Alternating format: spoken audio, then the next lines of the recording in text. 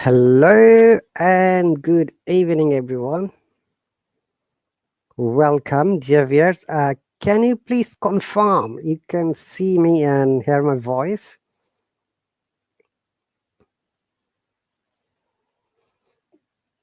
Hello, May. Welcome. I'm very good. Thank you. Hello, Rajesh. Welcome.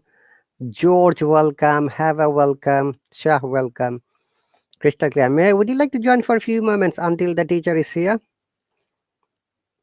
Hello, Jubair Khan. Hello, Sachin. Hello, Assalamu alaikum, May. I'm doing great. Thanks for asking. How about you? Great. So, would you like to tell us a little bit about yourself for our viewers? There might be new person who doesn't know you.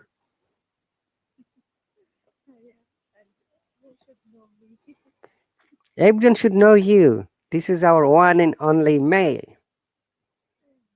Hello everyone, I'm May from Qatar. I'm a member in London.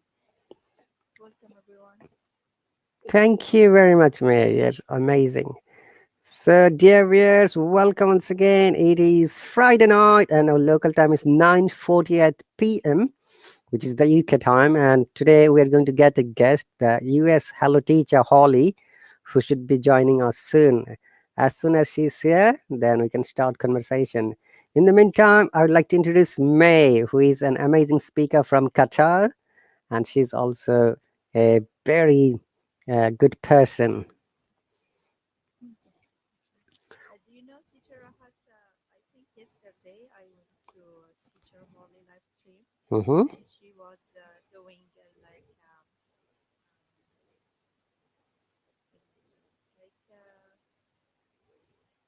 like a quiz and she was giving away private lessons and Hmm. I won a lesson with her. Congratulations, that's cool. I'm very happy because you are an amazing person, amazing learner, advanced learner, I must say. I'm trying my best. Hello, a learning platform that encourage you always to gain more knowledge and to participate more. This is the beauty of Hello. Thank you. I thought that Nisha might join you because you are here. She said yes. Okay, teacher, in the comment section of chat group. Okay, let me welcome some other people. Shah, welcome. Shufo, welcome. Henrik, welcome. Is Skadan or Sajdan, welcome. Nigar, welcome. Huda, welcome. Tahsan, welcome. And all the lovely people who have joined from the different parts of the earth. Okay, it might be midnight in many Asian countries, but it's evening and afternoon in Canada, the USA, and South America, and early morning, Saturday morning in Australia, New Zealand, Japan, and many other Far East countries. So, dear viewers, do not forget to support the heart shaped symbol. Your support is very much important and needed. Okay.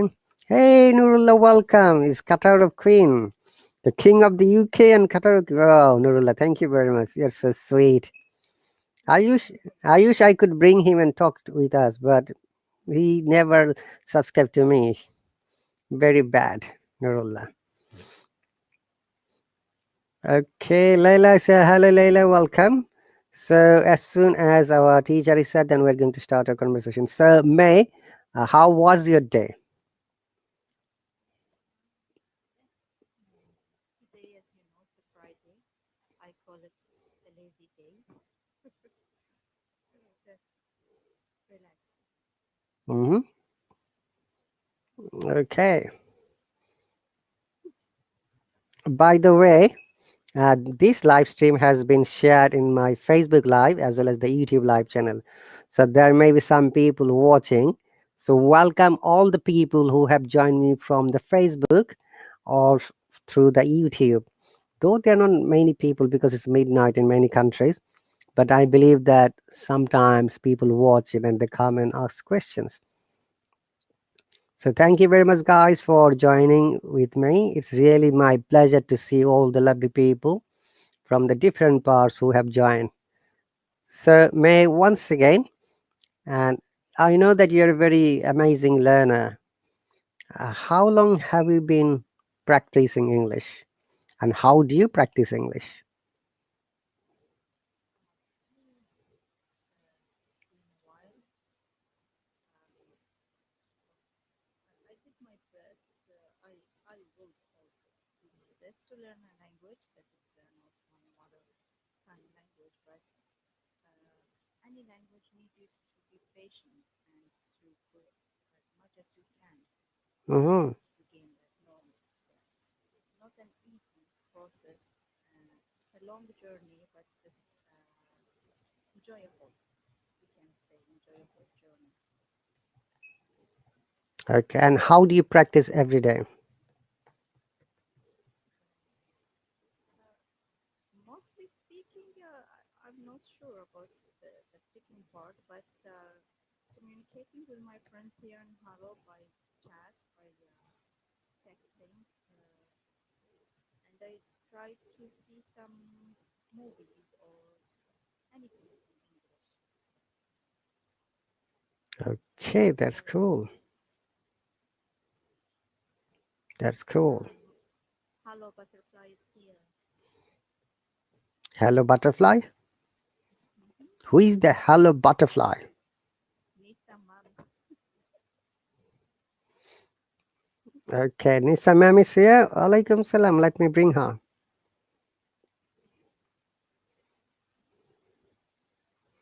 So that's a really good example you have given. Hello, Nisa. Welcome. Hi everyone. Oh, Um, Walaikum your salam. beautiful butterfly. Yes, she has complained that you are taking the flowers from her garland. The flowers. She didn't have so much.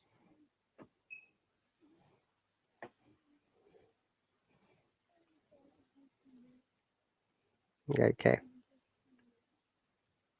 Okay, so Nisha, would you like to tell us a little bit about yourself? And Sunday, welcome. Nigar, welcome. And Nurullah is there. Nurullah says butterfly with neighbors Wi-Fi. Nurullah is always making jokes.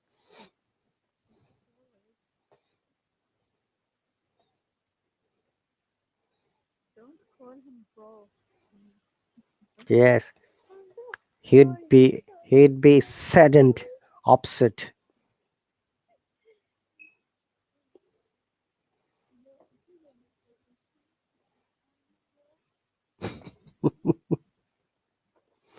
I don't think so. Sunday, it's okay. We are just bringing our subscriber because the teacher hasn't come yet. She might be coming in next 10-15 minutes. So we'll continue talking and we'll bring you once again as the teacher comes because we need to talk to the teacher first. Then we'll bring you once again to talk with her. Okay, that's great, Nisha. So, Nisha, how was your day today? My day was great. It was fantastic. Today, yesterday it was 54 46 temperature, but today it's like thunderstorm, like heavy rain. Yeah, cool wind and everything is nice. Okay. By the way, I have a question to both of you. Have you had your dinner? Though it is too late to ask. May? Yes, I had. And It's now 11:55. how about you, Nisha? Yes, I have had my meal because after interval of every 2 hours, I get confused whenever I listen about food. Hmm. So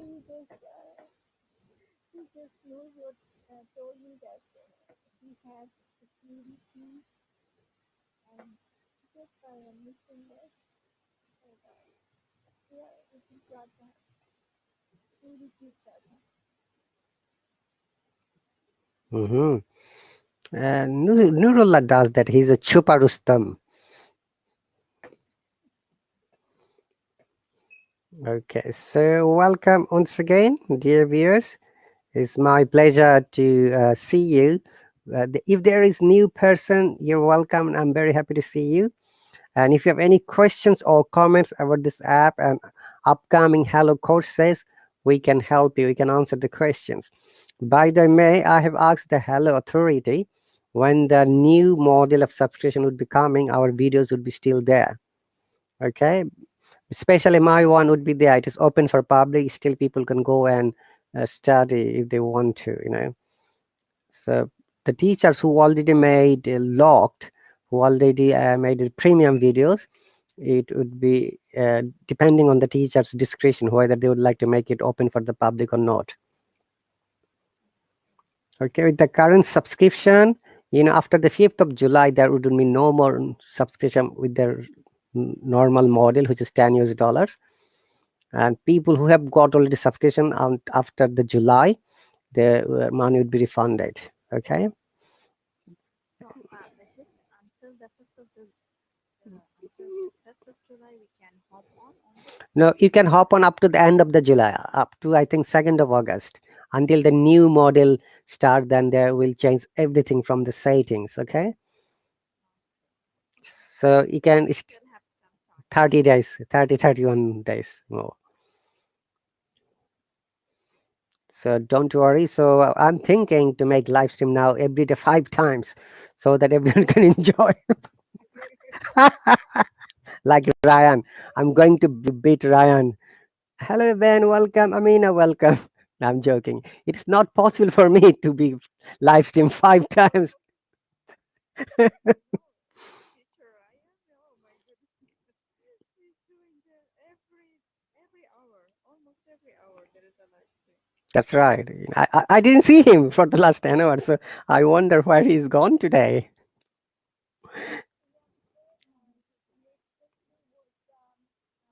Canadian Day and teacher is on holiday. That's why he's enjoying here with us. He should. He should. He's always here in Hello, so he should enjoy some of his We have got Haider. Haida. Hello. Salam alaikum, teacher. Hello, everyone. Walaikum salam. Walaikum assalam. How are you, teacher? We are good. Asking about you, Haida. Alhamdulillah, everything goes so fast. Sorry. Great. So, Haider, how was your day? Have you had your dinner? Two questions first. Teacher, today is 12 a.m. So I had my dinner after 3 hours. Before 3 hours. Before Before, sorry. before 3 hours. Yes. About my day is very nice. I do a lot of activity. I wander around my city. Everything is good and very nice today. Okay, happy to know that. But you know what? Nisha hadn't had her dinner yet. Oh, really? Yeah. Yes, I can understand you, teacher. I think teacher Nisha needed to fresh blood. Blood? Teacher, teacher, seriously, I'm thinking to open like a restaurant Mm-hmm. and I will taste you every kind of continental food, Asian, Chinese, Mm-hmm. like Italian. Mm-hmm. All right. Welcome, Sandeep. And Marwa, welcome as well. Coco, welcome. Imran, welcome. Who, who, Huda, welcome. How are you, bro? Doing good, man. Oh, Hello, SHNA. But the problem is because Nisha doesn't sleep, Sandeep doesn't sleep, May doesn't sleep, Haider doesn't sleep. no teacher. We do sleep, we do sleep. Uh, Why? oh, I thought that you have been influenced by Nisha's, activities. Don't go to sleep. Wake up. Teacher, I Teacher, used to sleep daily 10 hours, teacher. What 10 to 12 what time do you hours. go to sleep? I'm confused, Nisha. How did you get 10 hours to sleep? When you wake up, teacher, we go to sleep. Oh, I see. Yeah. We are guarding the universe. Me and teacher, we are guarding the universe. Yeah, okay. Guardians of the Galaxy, like the movie. Actually, Peter, I changed my lifestyle. I every day I sleep early, and second day or next day I wake up in the Early. morning. Oh, Yeah, early. all right, great. Okay, welcome, Sandeep. I should have asked him. Sandeep, how are you doing today? Have you had your dinner?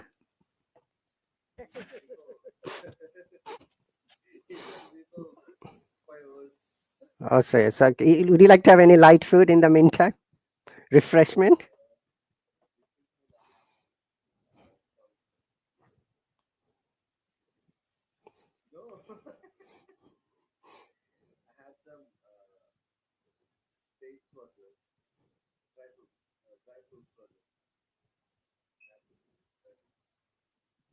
Okay. Okay, I can see that the teacher Holly is online. I've sent her a message to join me. Let me see what she does. Okay. Prepare your questions. Do you have Some questions? people here needed to Skype. Mhm. Time? Escape, escape. Okay. Okay, not Skype. Mm. Yeah, I heard Skype. y- Okay, okay. Mm. Be careful, Haider. We are waiting for teacher. Yes, be careful, Haider, using this word, especially this word, mistakenly. Okay, I'm writing it. Oh, message and massage. Oh, teacher, it is very easy for me Mhm. because every day I have massage. Every day you have massage from whom? Boys or girls? No, Never teacher, massage. I just never from massage teacher. He said from my wife. he said massage. Look, he didn't say message. He said massage. Yes, I know what meaning of message of massage. And don't disclose your. Personal matter. Teacher, everywhere here, everyone here, Oh, everyone. teacher is here. Hi, teacher Holly. Okay, Yes. teacher. Hi, teacher Holly. Hi, teacher. Okay, teacher. We are going to Halo. Hello, let her come. Teacher Holly, send me a hop on request, please. Everyone is waiting. Look, 56 people already here. That's really amazing. If you please send me hop on request, I think we can bring her. She said she has logged in from the iPad. I'm sure she can send me the request, right, Nisa? Yeah, teacher Holly, please send me a hop on request. That after that I can bring you.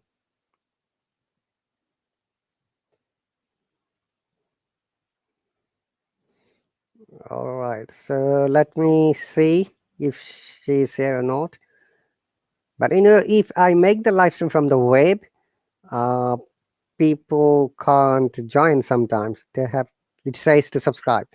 But if they log in from the mobile, then they can join easily. It doesn't ask anything.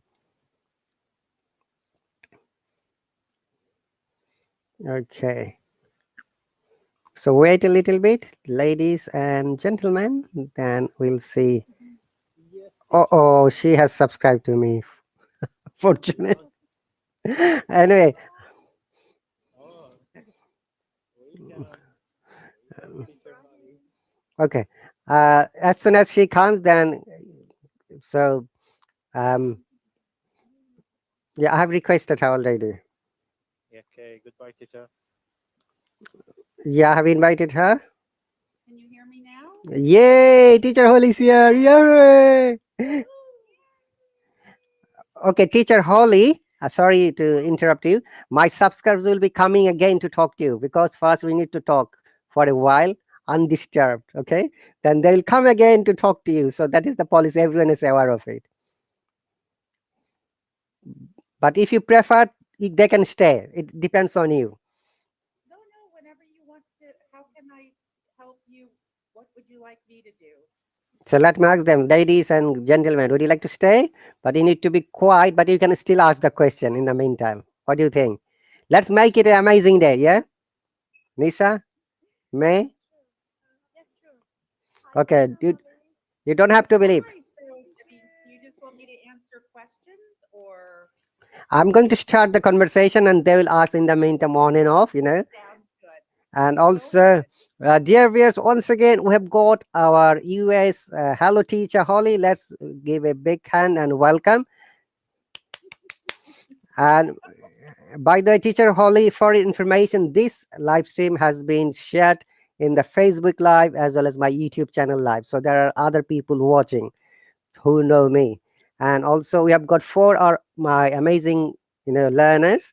Sandeep from India, Haider from Finland, Nisa from Pakistan, and May from Qatar. Ladies and gentlemen, meet Teacher Holly. Thank you. All right. So, what questions? Where would you like to start? Or should I just talk about the Hallow experience? We'll ask you question, Teacher Holly. Don't worry, and they're going to ask you questions. Obviously, before you answer, I should let everyone know. Sometimes the question may seem to be private or personal. You can do Okay. you can do two things. Either you can answer in a funny way, or either you can say simply pass, or okay, so pass, Okay. or you can, I'll talk. I'm pretty open. you're pretty So, I open. would love to answer the questions. Okay, that's great. And all the viewers, welcome and thanks for joining. Though it's midnight in many Asian countries, but it's early evening in Canada, USA, and South America. Thank you, Teacher Holly. And first, meet our subscribers. Haider, once again from Finland, Sandeep from India, Nisha from Pakistan, and May from Qatar. Mhm. Did I hear a Finland in there? Yes, he Haider, who is basically from Iraq, he went in Finland to complete his PhD in microbiology in University of Helsinki. He's a PhD student. Haider, would you like to go first, please? Hello, teacher. How are you? My name is Haider. I was born in Iraq, but I'm living in Finland, and I'm a PhD student. And I learn and improve my English with teacher Rahat Ali. Welcome, teacher Holly.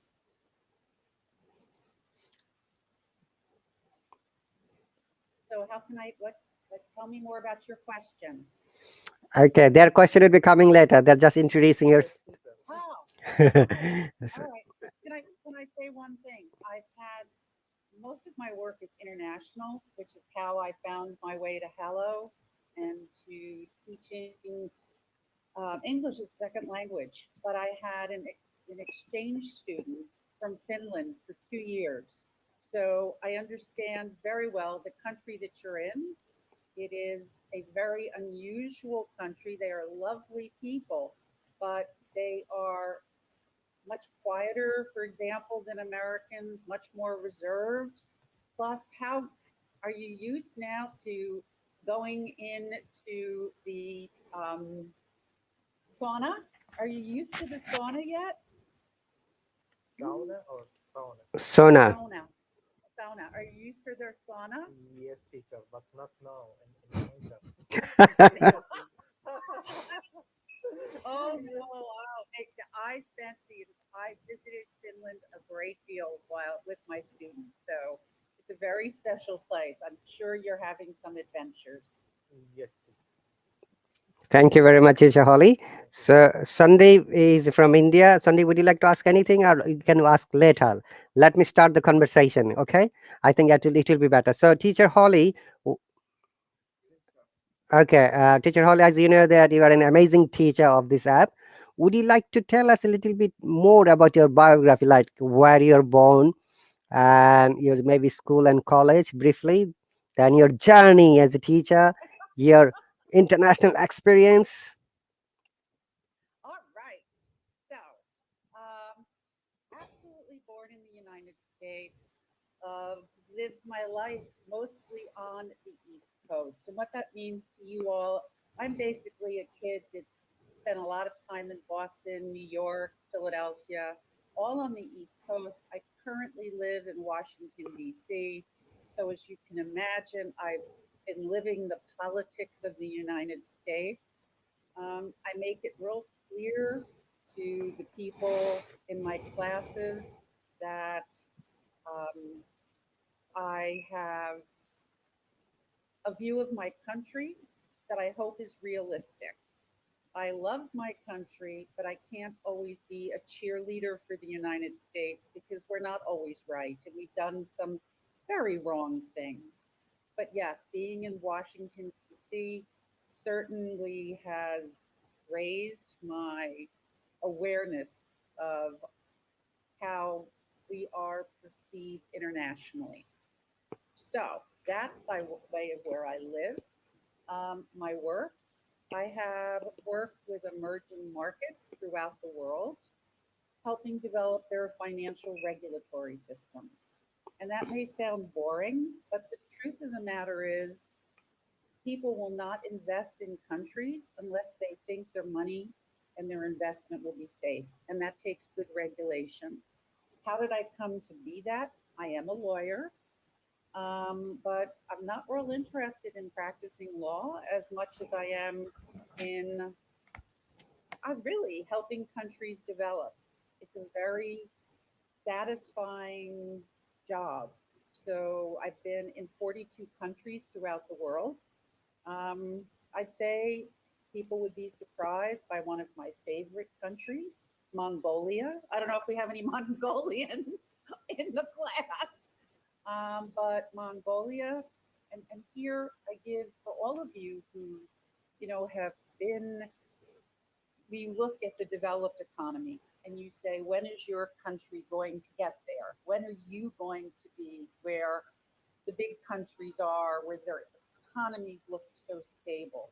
And I would say this to you, my Mongolian experience taught me a tremendous amount of respect for the way other people live. And here's what I mean. They think when you're an emerging market that you're a poor country. And in reality, Mongolia is primarily herders, sheep, camels, horses. I mean, that's the first place I ever rode a camel. I was very proud of it, actually. And I rode a reindeer. So you look at it and you say, well, they're just herders.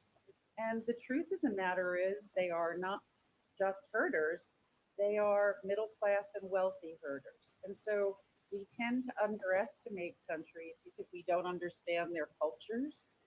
And I think by having traveled to over 40 countries, I hope I've learned to respect people's cultures and to not make assumptions. And if anything, the students in my class, I saw Marwa's name here. Marwa and I have worked together. I have learned so much from her about her point of view. And again, Americans often tend to see the world only through their eyes. And Hallo and all my other work has made sure that I have the perspectives of many other people, which I think has helped me a great deal. How's Okay. that for background? That would be who I am. That's great, Teacher Holly. So you are really versatile, multinational character, I should say. So I'll like to go back to your childhood. So please tell us, where did you start your primary and secondary education? Was it Boston? Uh, I followed a very traditional pattern in the United States. I did not go to private schools. I went to public schools, which worked very well for me. I went to college, but I will tell you this. I went to college in the 1960s. I'm old. And the 1960s is when everything was changing. And I have to tell you this funny story. And for the women out there, listen closely, women. So when I started college, women had late minutes. That meant you had to be in by 10 o'clock or 11 o'clock. And if you were late, you got a penalty of late minutes. And meanwhile, men had no time to be in their rooms. And my generation didn't even think to question that. Oh, So that's no, we didn't even think about it. So then all of the changes came, Mm-hmm. and by the second semester of my freshman year, we were co-ed. So my dorm, which was originally women, I come back my second semester, I go into the bathroom, I look at the shower next to me, and there's a pair of men's feet. That's a big change in 1 year to go from women only, women protected to a co-educational dorm and a shared bathroom. So my college education was really a period of transition, not only for me, but it is what my country was going through at the time. It was about women's rights and freedom and demonstrations. So I was not bored in college. Okay, teacher Holly. So there is a big question here. I just read from the American history. During those days, women were not allowed to vote in the America, right? Well, the women did get to vote in the 1900s, 1921, 1918, I believe. Now that sounds like it was a long time ago. But if you think about the United States, who's always saying to you, "We believe in democracy," we believe, and all of a sudden you realize that we kept women from voting until the early 1900s. We kept African American people from voting essentially until the 1960s. I mean, sometimes our arrogance is horrible. We talk about human rights in other countries, and we probably need to spend more time looking at our own history, and we don't do enough of that. So yes, I mean, yeah, women got the vote, yeah, in the 1900s, right? Was it that there couldn't be a president? Was there any law before 1970s? No, no, there wasn't a prohibition. Um, but keep in mind, we still haven't had our first female president. So many other countries have had female prime ministers. So while we talk about equality, I think I still think there are a lot of questions in people's minds as to whether women have the temperament to be president. I do. I'm very proud that we had our first African American president, but you can see now that a lot of the people who are angry at that were people who voted for Donald Trump. So, our country, we have wonderful ideals. I'm not sure we always live up to them, Mm-hmm. and I hope we can get better at it. Okay, so we're coming back to more of your experience. So we'd like to know, teacher Holly, you said that you're quite an experienced person. Do you remember from your childhood that one of the amazing memory that still makes you happy? Or you can share us another a sad story, as you said, the punishment. What kind of punishments were given to you if you're late? Oh my goodness, that's really interesting. Let's see. I really think my happiest moment um, had to be it's about family. And one of the things that how do I say this? The United States doesn't give as much importance to family as other cultures do. To be in Africa, and I spent a lot of time there, to be in, again, Mongolia, to be in Albania, to be in so many places, family is still central. My family was extremely important to me. My grandparents they were my definition of happiness when I was a child. And that's rare. So, unlike what many of you have at home, we don't have that here where parents assume that their children will help take care of them when they're older. We don't, we lead very separate lives. Family just is not the safe place that it is in so many other countries. So that's a really happy moment. Um, sad moment, one of the saddest things. Actually, I'll tell you, and it just not the saddest, but I think we all need to think about the risks in our lives. So I recently, a few months ago, I don't know if you have um, schools for military people. Here we have a special school for naval to train um, naval people. I don't know what else to call them. Midshipmen, we call them, to train midshipmen for naval service. Mm-hmm. And you work very hard to get into this school. It's 4 years of a free education. It is many wonderful things.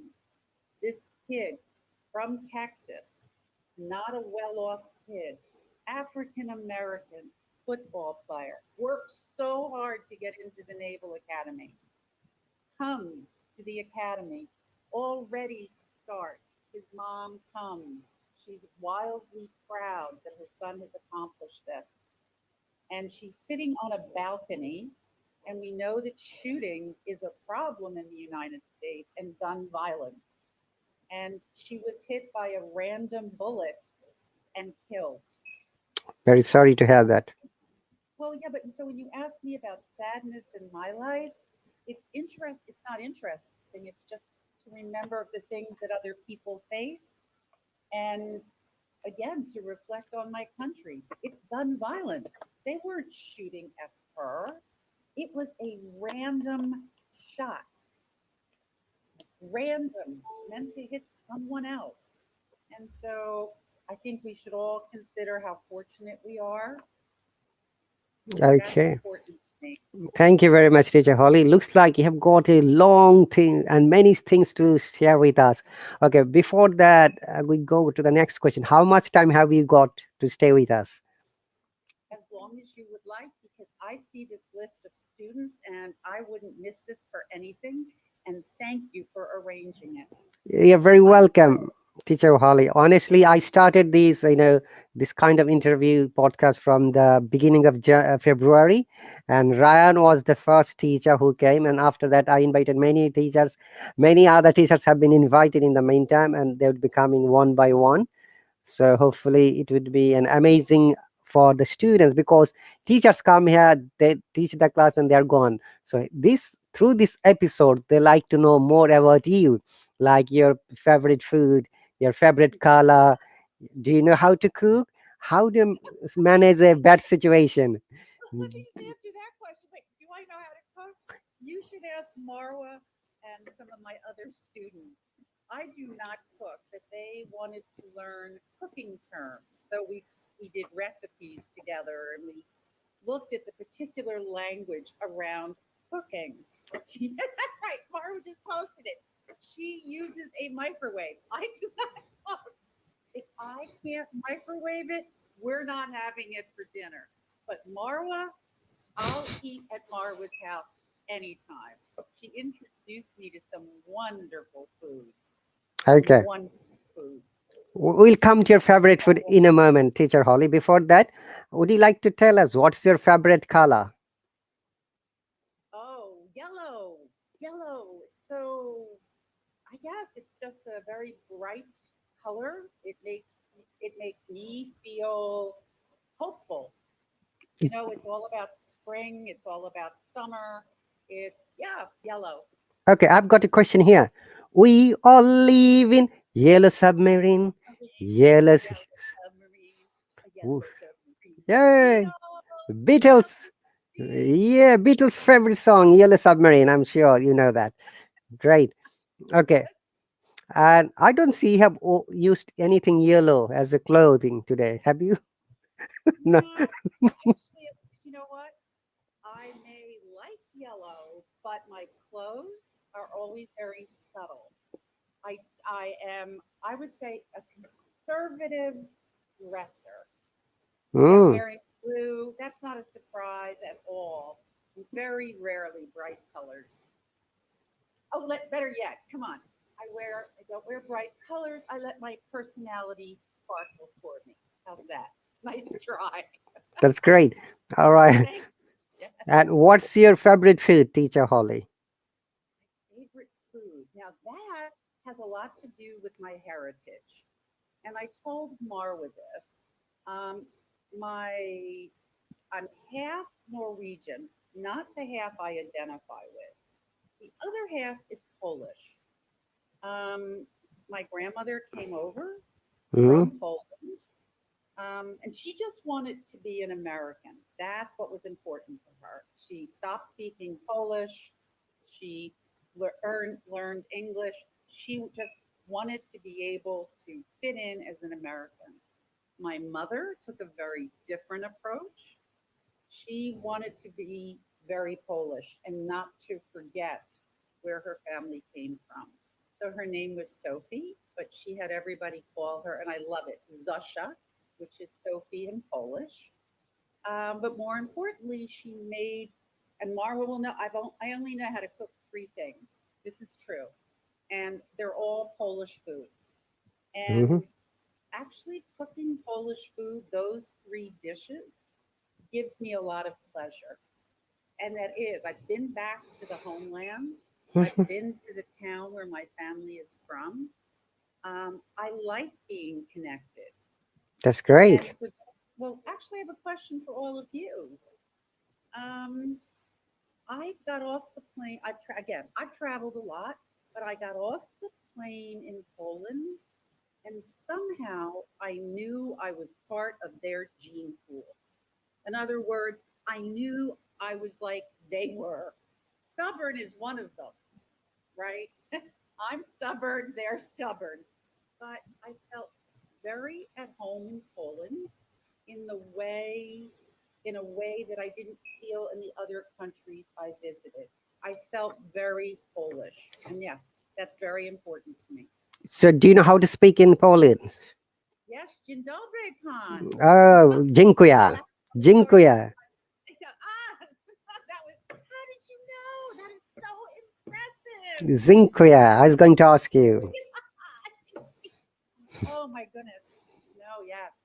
Yeah, that's a very important part of it. It was learning enough Polish so that I can do three things in Poland. I can find a place to sleep, I can shop, and I can eat. The That's three most important things. that's great, Teacher Holly. We'll I come. love culture. We'll come again to your international experience. Before that, there is something you used earlier, microwave kitchen. Would you please bit elaborate? What do you mean by that? Microwave. My microwave. Okay, so all right. I for all of you who enjoy cooking, and for all of you who really use your national flavors, right? Where was I? I was in Turkey, and you must have seen like this, and I was in Morocco, and you see the spice markets. And so many of you know these spices that bring out incredible flavors. That means you're using natural foods, right? It means I mean, I was in Africa and this gentleman sat me down and he said, I want you to taste these peas. And I'm like, I've tasted peas. And he said, no, you've tasted peas made with chemicals in the United States. Mm-hmm. You make a lot more food than we do in, this was in Tanzania. He goes, you make a lot more food than we do, but you do it with chemicals. So taste this. It's pure. Sure enough, I tasted his peas. They were amazing. And so all of you who cook your family cooking in your home, it's amazing the taste, the difference. Because me, it does all go in the microwave. I microwave frozen meatballs. I microwave my oatmeal.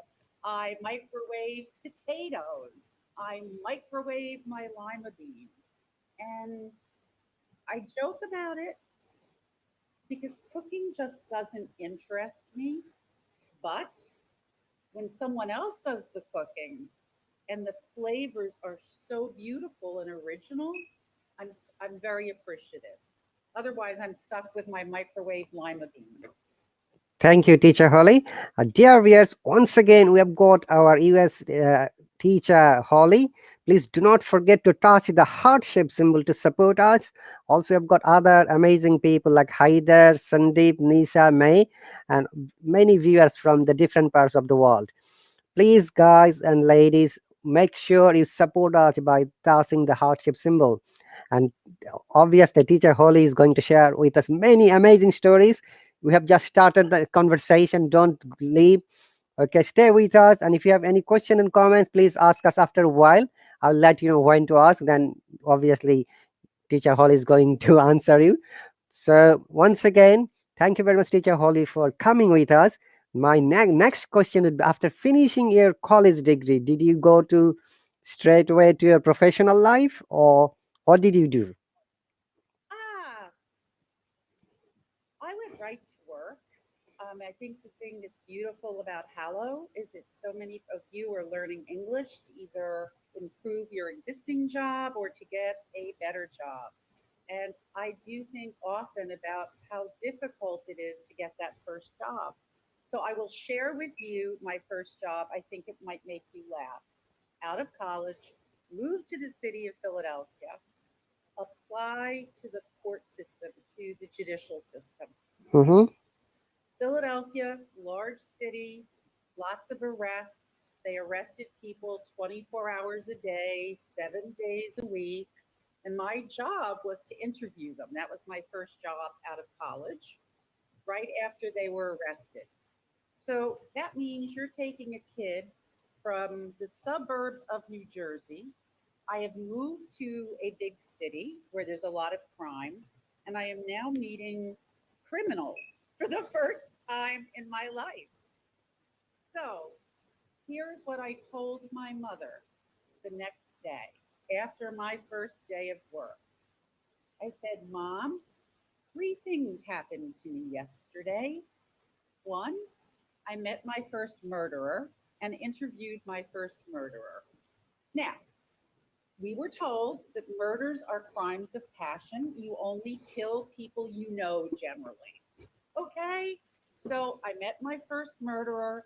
If he killed his girlfriend, it was a crime of passion. He's sitting in front of me crying. I'm sitting there going, oh my God, he killed somebody. Okay. I finish his interview. I go on to my next interview. Heroin addict. My first heroin addict. In case you ever wonder, come to the United States, anybody, a bundle of heroin is 144 packages, in case you needed to know. So I get through my first addict interview. Then my third story for my mother, there were holding cells. A holding cell is what you might think where they put a criminal, the defendants, but they have one for men and one for women. Mm-hmm. I have a name, and the name is Peaches Spawn. The first name is Peaches. Let's just, okay? I go back to the female holding cell. Peaches is not in the female holding cell. I said, huh, well, where would Peaches be? I find Peaches in the male holding cell. I take Peaches out. I'm doing my interview of Peaches. Peaches, there's a box. One box is for you check male, the other box is you check female. Well, I checked male because I just took Peaches out of the male holding cell. Peaches is so, guys, your English practice incensed, angry, right? For those of you practicing today, incensed. Peaches was furious. Peaches said, you can't mark down a man. I'm a woman. No, Peaches, you are not a woman. So I'm sitting at the table. Peaches stands up. So now I am looking at Peaches, below Peaches' waist. Can I say that? She Peaches had on black lace underwear. I am at eye level, and she had taped down all her other body parts. Do you see what I'm saying? Yeah. She had on lace underwear, and I'm staring at it. I'm like, Okay, okay. Exactly. Eye level. Okay, all right. I checked female. I gave her back to the guard, and I said, "Do as you will. I can't figure it out. You take this black lace underwear and put it in the right holding cell." But again, I told those three stories to my mother, but I worked in the judicial system for the first part of my career. It's why I ultimately went to law school. But what's striking is how you understand you know nothing about that world. Think about it. Three people, three interviews. It's the world I lived in. We shared the same city. I had no idea. And Philadelphia has certainly um, minority areas. So here's what I learned. I, as a white person, could stand on a corner in a black area in Philadelphia, and the police would come and say, "Are you okay? Are you safe?" If a black person then came to stand in a white area, they would be like, "What are you doing here?" And you start looking at those differences and you realize how far we've made a lot of progress, but we need to make a lot more where people don't assume because I'm white, I'm safe. They're not white, therefore it's a problem. It Mm-hmm. is, but again, how would I have seen that world unless I had the opportunity to meet Peach's sponsor in her black lace underwear? That's a bit funny though, but a real life experience.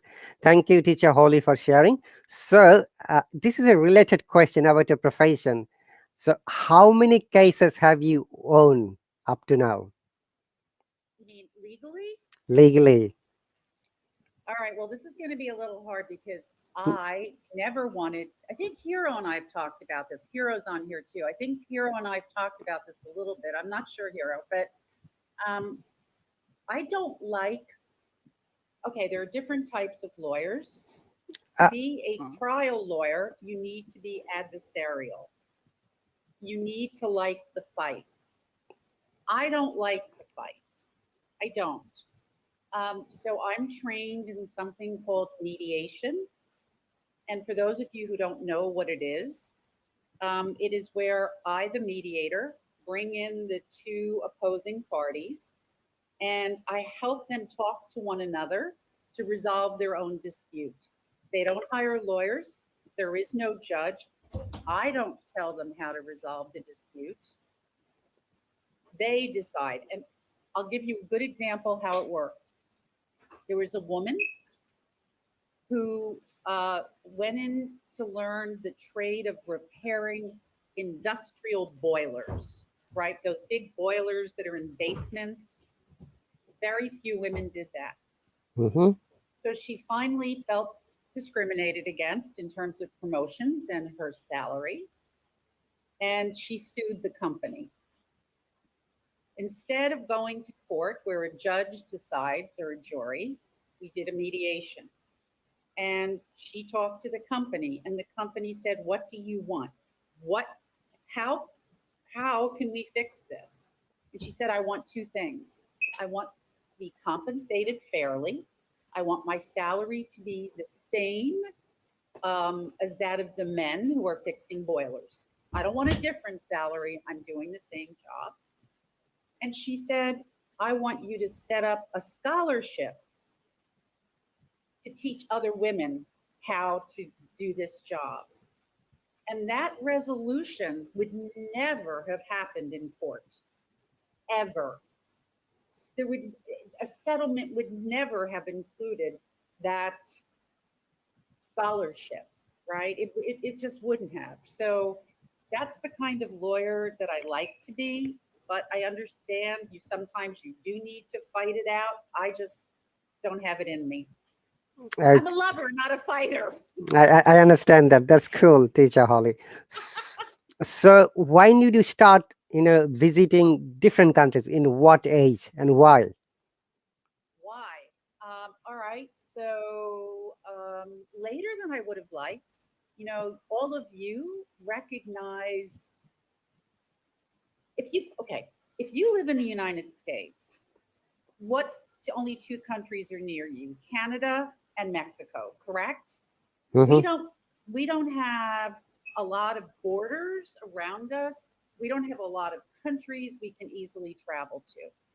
Plus, we're sort of, I don't know, I'm going to use the word arrogant again. We think, we have Americans that think that Africa is a country, not a continent. They think it's a country, and you're like, no, no, no. Africa is very, very large continent with many, many countries. And you're like, how can you live on this planet and not know that about the rest of the world?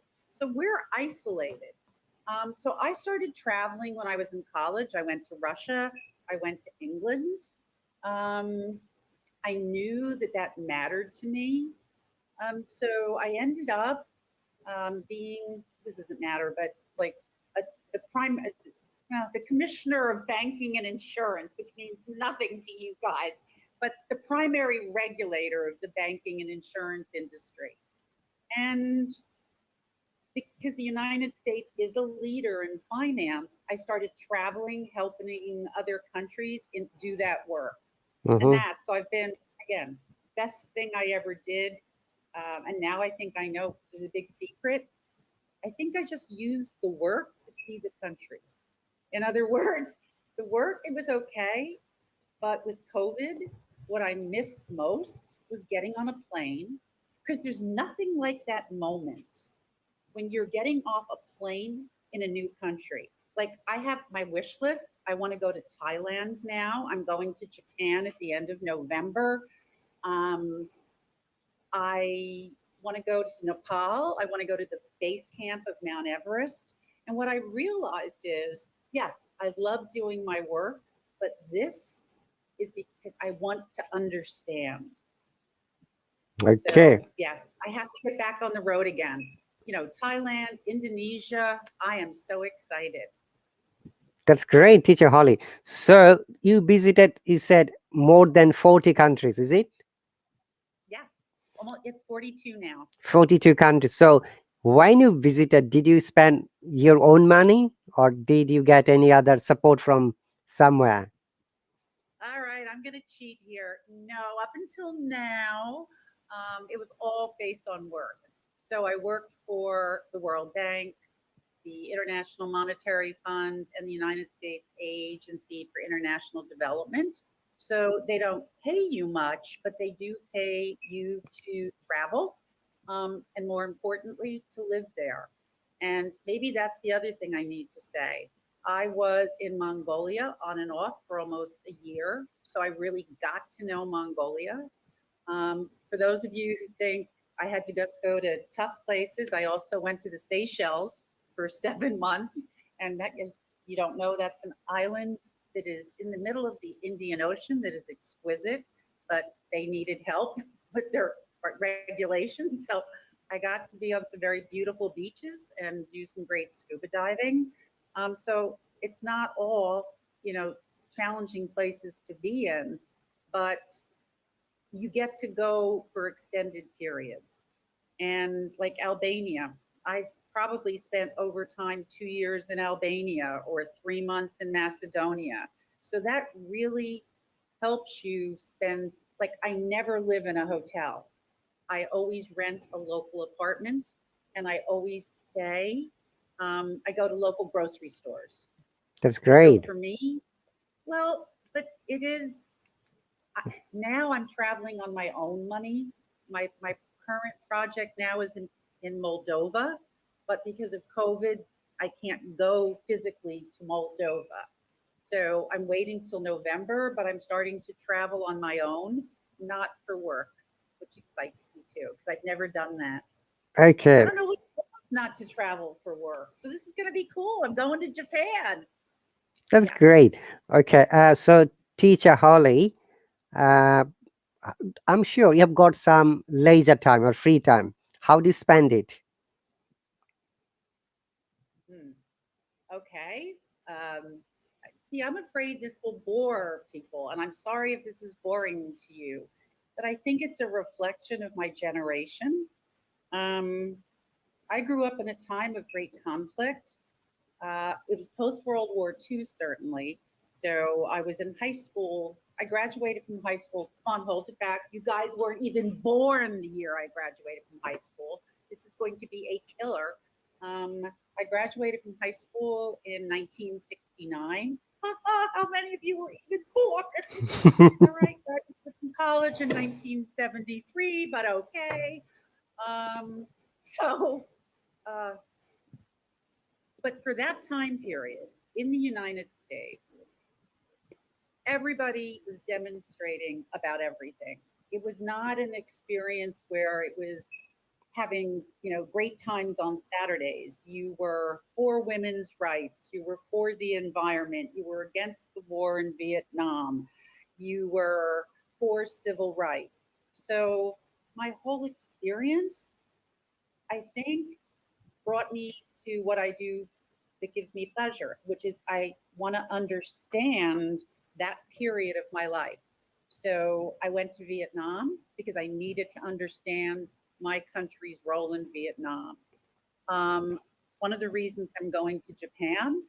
As you know, we had a lot to do with how the World War II ended and what we did in Japan. I really want to understand. Same thing in France. Spent a very significant amount of time in Normandy. So it's, to me, it's this journey to appreciate the decisions my country made that were right and wrong or questionable. So that's a lot of my reading. So for what I'm reading now, um, a book came out recently, just a few weeks ago.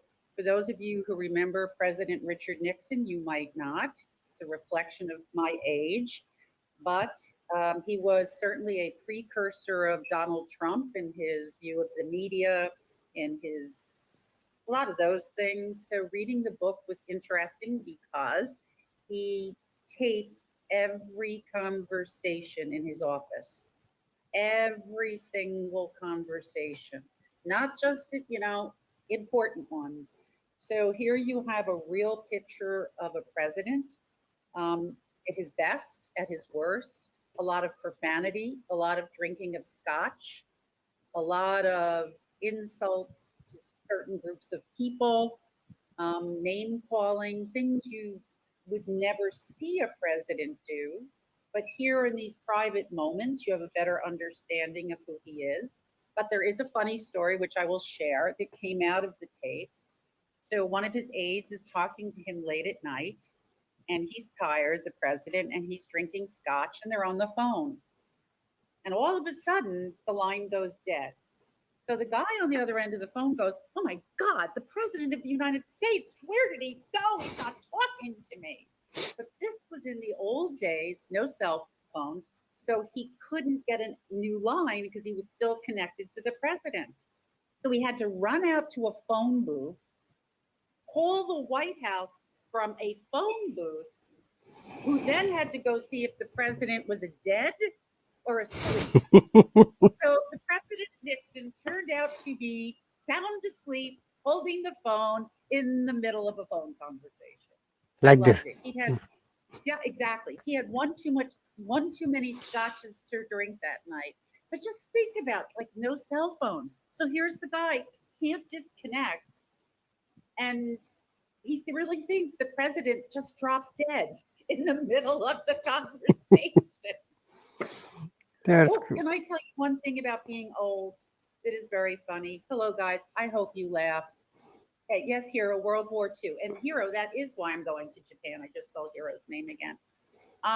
Yes, he got very drunk. So, anyway, in my house, I was traveling and I hired someone to watch my dog. I had an old phone. Does anybody here remember the phones that you dial? Okay, you remember that, right? Uh-huh. prung prung. Explain, Rahat, explain what, because it's a dial and you put your finger in, for those of you who don't know, and you put it in and then it goes around. So this young person was watching my dog and she had an emergency and she wanted to call her mother. But she took her finger into the dial phone and just pounded through the hole. She Oh, had no idea how to dial a phone.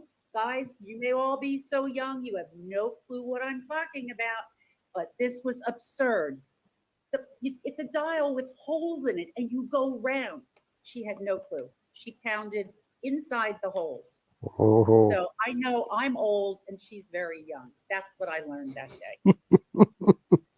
No, it's a matter of understanding, Teacher Holly. You're fine. Don't worry. You're I don't know. I'm old. you're very experienced, very smart, and intelligent person. We can learn a lot of things from you, Teacher Holly. Okay. Now, Teacher Holly, next question: do you like pets, or have you got any pets at home? Oh gosh, yes. Pets always. So my dog's name is Fala. And for those of you who work with me, periodically Fala is part of my lesson because you hear her barking in the background. So I thank everybody for being patient because you cannot always pick when a dog is going to bark. You just can't. But Fala, I don't, I've had cats in my life and, dogs, but I think all of you who have a pet appreciate the companionship. I wouldn't trade it for anything. That's great. So, Teacher Holly, so I forget is possibly mentioned at what age you first started visiting other countries. Oh, my age. I apologize. So the first time I went overseas, somebody asked what breed Fowler was. I saw the note. She's called a Labradoodle. All right. And here we have these bizarre things that they combine two dogs. So she is part Labrador and part poodle, a Labradoodle. And she is sweet and she is cute. But yes, these very strange combination dogs we have. So the first time I traveled, I was 16. Okay, and over the period of time, you visited 42 countries, which is amazing. And how many languages can you speak? Well, that's an interesting question, too. I mean, I would see another thing Americans don't do well. We are so used to not being connected to other countries where we would practice the language and our arrogance. We assume other people will speak English, right? We go to a country and we are, well, of course they're going to speak English. Someone is. So I studied Russian in college, but you really don't have a place to practice it. I studied Polish, practiced it with my mother, practiced it in Poland. That was good. But we really don't do I took 5 years of Spanish. ¿Cómo está? Muy bien. But you don't use it. And all of you speak usually more than one language. You're adding English. And I say to all of you, all of the time, I am so impressed. Eres hermoso. Because Americans just don't get it. They think the world is going to, Eres hermosa. it's going to be okay. They only speak only English. So whenever I work and I go to a country, I make sure that I learn 12 words in that country to be respectful. And yes, it is the basics, right? It really is. And I understand that it's just the basic words. Like in China, ni hao and xie xie, hello and thank you. Well, am I great at it? No. Do I want to be respectful? Absolutely. So wherever I go, that is what I do. And I do try and get up to 12 words. I did much better in Mongolia. I got up to 25, but yeah, it means a lot to me to show that respect. Teacher Holly, Eres Hermosa. Hmm? Do you know what does it mean? Hermosa? Eres Hermosa, Hermosa? That Hermosa is a man? No? Yes? So you are beautiful in Spanish. Is it Eres Hermosa? No, boy, isn't it? No, isn't it bonita? Beautiful is bonita, isn't it? Eres hermosa. Where? Howdy, guys. Yes, bonita, muy bonita. You're very beautiful. I don't know. I wish I could return the favor and say you're very handsome, but that I don't know how to say. I'm so sorry. That's okay. Okay, so teacher Holly, so you traveled a lot. Very often people say that by visiting many countries, knowing their culture will make you more intelligent, more, expert. How much do you support this statement?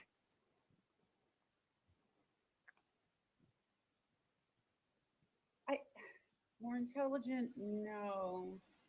Maybe the word is tolerant of differences, or I I really understand more. And I go back to my conversation with Marwa, and she'll understand this. I mean, we a lot of my classes for advanced students, we debate a subject, because to debate a subject means what? It means you have to think on your feet. There's a great idiom, right? To think on your feet. It means you're not going to use practice phrases, right? And you're going to have great comprehension, because you're going to have to understand what I'm saying and then come up with good word choice to defend your point of view. And Marwa did an amazing job. But in the course of doing it, Marwa educated me about her culture and values. And so people in the United States often, because they don't understand different culture and values, they're afraid of it. They think it's wrong, it's bad. But if you understand, I mean, I'm not talking about religion per se, but if you can really appreciate that people in each country they believe there's someone bigger than themselves. They may call it by a separate name. It can be Allah. It can be Buddha. It can be whatever. But every country I have gone to has a tremendous amount of respect for something greater than themselves, that teaches them about life and caring about people and doing the right thing. So I mean, my religion, this will be odd for all of you. You may have to look it up. I'm a Quaker. I don't even know if you can spell Quaker. Here it is. If you want to look it up, here you go. That's, and it's a very unusual faith. It's started in the 1600s in England. They came over on the boat to the United States seeking religious freedom. There aren't many Quakers left in the United States, but here's what they believe. And I think this is what makes me a tolerant person. They believe in something called an inner light, and you're responsible as a Quaker for finding the good in each person that you meet. Okay. So, while you would call it a Christian faith, I guess, but my point is to learn from Marwa, whether it's Allah, it doesn't matter. Everybody, all my travels have taught me there is something that unifies all of us, a belief that there's someone greater than ourselves. Okay. Teacher Holly, when you first went to the country, was it uh, which country it was? I forgot. I'm sorry. My first country was Russia And what? and The second country? England. England. Okay. So I'm going to ask you two questions related to your first visits. So when you went to Russia, what was the first cultural shock or difference you noticed? I don't know if I can tell this. Okay, I'll try and tell the story. All right. So this is when Russia was still under communist control. So it was a very closed environment. Um, I was going over as a student. The rules were very strict. When you got to a hotel, they took your passport. You weren't allowed to go any place other than where your schedule said you were to go. You were not supposed to speak to a Russian. I mean, you Oh, were supposed to go to class, but they were Russians weren't supposed to speak to Americans. That was it. You were allowed to visit Russia. You met Russian teachers, but no. So, of course, we found ways to meet local Russians. And I love this one older man because don't forget, they were Russians. If there are any Russians on here, let me assure you, guys, you are always proud of your country. It doesn't matter whether it's a czar, it doesn't matter whether it's Stalin, Lenin, Putin, it doesn't matter. You have incredible pride in your country. So anyway, this older man comes up to us and he goes, "What are you here for?" And we say in our horrible Russian, we're here to study English. And he goes, "Well," he goes, "German is the language of science.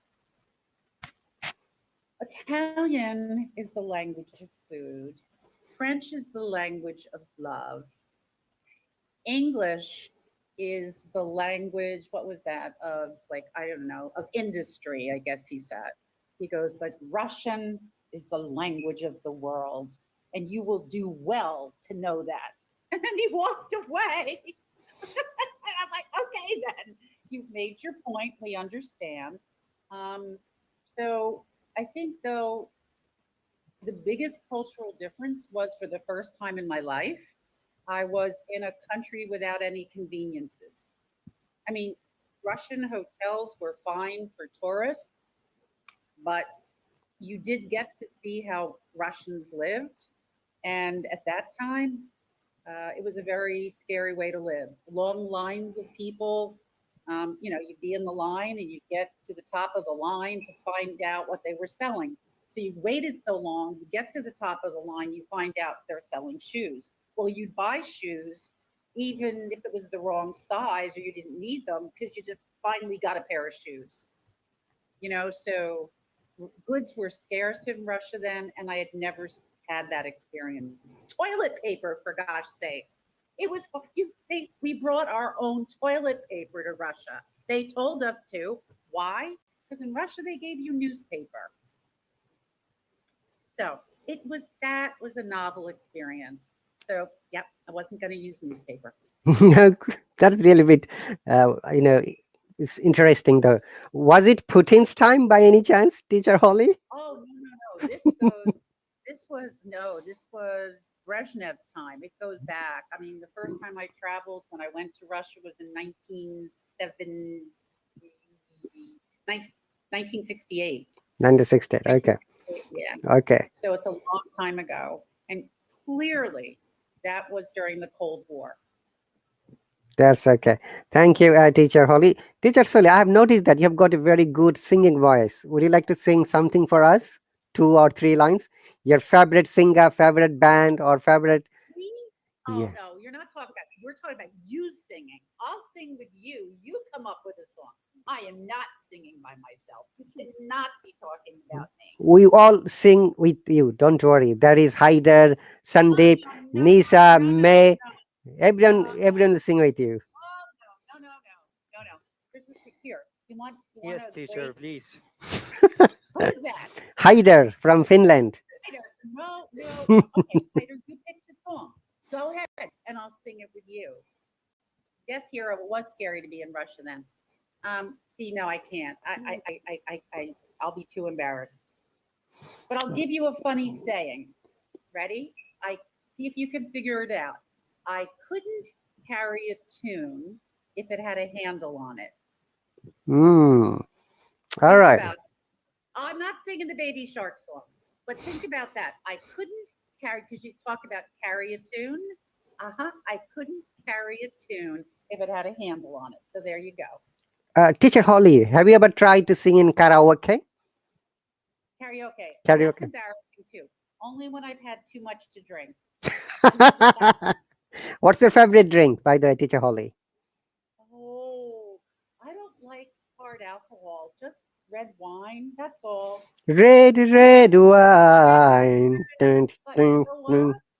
Well, I gotta tell you, it only takes 3 glasses. I am not Three, glasses. three No, glasses? no, regular wine glasses. No, 3 glasses of red wine. I sing karaoke. It's true. All It's very right. Okay, that's cool. Okay, let's come back a little bit more further down, Teacher Holly. You visited a lot of countries. When and under which condition you decided to join Hello? oh, okay. This has a lot to do with COVID. Um, I I've spent a lot of my career, and when you talk about teaching people about improving their financial regulation, banking and insurance, a lot of that is teaching, right? You're giving them new ideas, um, especially communist countries that have switched to being democratic countries.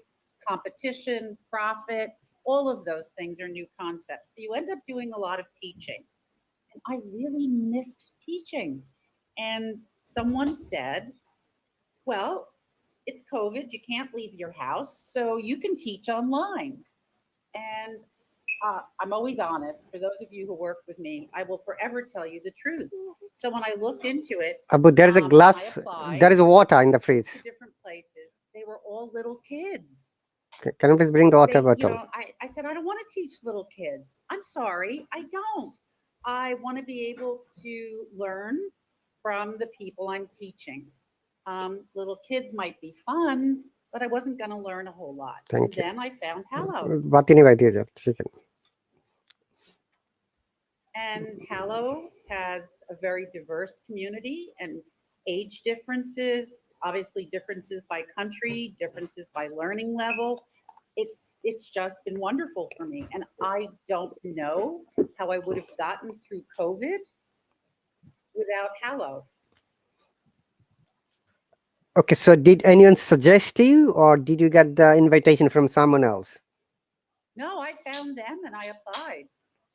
Oh, that's great. So do you remember when was your first live stream? Which date?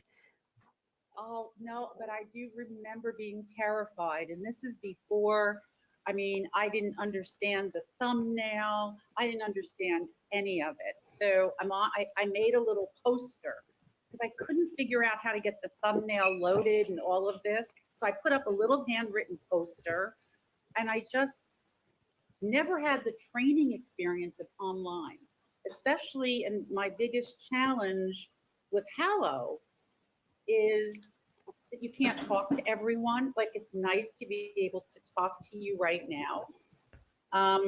And it's also hard in private lessons because you can't give people notes and it's all conversation. So for me, it was really adjusting my teaching style. I'm used to, you know, blackboards, PowerPoints, a lot more tools. And it's been, I think, real helpful because I've learned more about how to focus and respond to a larger group of people, something I had never had to do. So I've learned a lot. Okay, Teacher Holly, I believe that all of your classes are amazing. I watched many times silently, use lots of Oh, great. resources, and obviously, viewers ask you a lot of questions. I've seen it. That's really amazing. So, when you joined as a teacher and when you made the first live stream, we had problem with thumbnails. Do you remember after how many days you got your first subscriber? Oh, no, I don't. And that's the other thing. I mean, I don't know that we're going to talk about it here, but Rahab, we're going through all these changes at Hollow. That's right. And they're going to be very interesting. It's going to be an interesting time to make this transition. Mm-hmm. Go ahead. So for me, the live streams really became a way to appreciate how badly people wanted to learn and how challenging it was often for them to be able to pay for it. So subscriptions and donations were always so welcome, but they weren't my focal point because so many people just, Hallow was unique because it gave them a vehicle to work on English without having to pay for an expensive program. That's right. I like to share, as Teacher Holly just has mentioned, One of my students today informed me that he got sixth in IELTS academic, but he's a bit unhappy because teacher Holly, he got seven in speaking, and all other listening, reading, and writing, he got 5.5, 5.5, and 5.5. Then I said to him, look, I gave you a lot of strategies and resources. Why you didn't study? He said, the teacher, I thought that maybe I wouldn't develop. I said, no, you are wrong. See, this is one of the success stories I'm sharing with you, Holly, and other viewers. We, as a teacher, like teacher Holly, and there are many amazing teachers who help students giving lessons. At the end of the day, it's the students' responsibility to study more to get the desired score or desired result. So we're coming back there, teacher Holly. As you know, that Hello is changing a lot. And what was your first challenging things when you joined on Hello? How did you overcome those challenging factors as a teacher? Oh, I'm not sure people are going to like the way I overcame the challenge, but let's go for it. Um, I did. My biggest challenge was that I couldn't get to know students, um, and it's very hard. The comments are great, but at some point, it's really helpful to hear someone speak, and you can better assess what their needs are. That's right. So what I did was I said, if you subscribe to me, I will give you a free lesson because I need to hear you. And I couldn't do that on Hallow. I'm sorry, guys, this is the truth. So I did it on Skype. And it was really, I mean, it was extra work. I mean, I don't want to say that it was work, but it just got a little out of control to try and give all those extra lessons with the subscription because the extra lessons were on Skype and it just got a little crazy. And then Hallow asked me to stop doing it because they really were uncomfortable that I was using Skype for that purpose. And I think the change they made, this was before they had private lessons, before they had courses. But that was the way I overcame the challenge of not hearing my students. I just didn't think, I thought I could be a better teacher if I could hear people. That's right.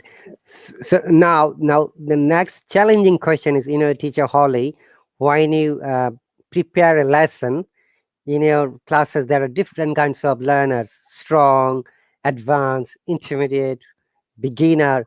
How do you prepare a lesson so that everyone is, getting enough information from a lesson? What are the strategies I'm saying?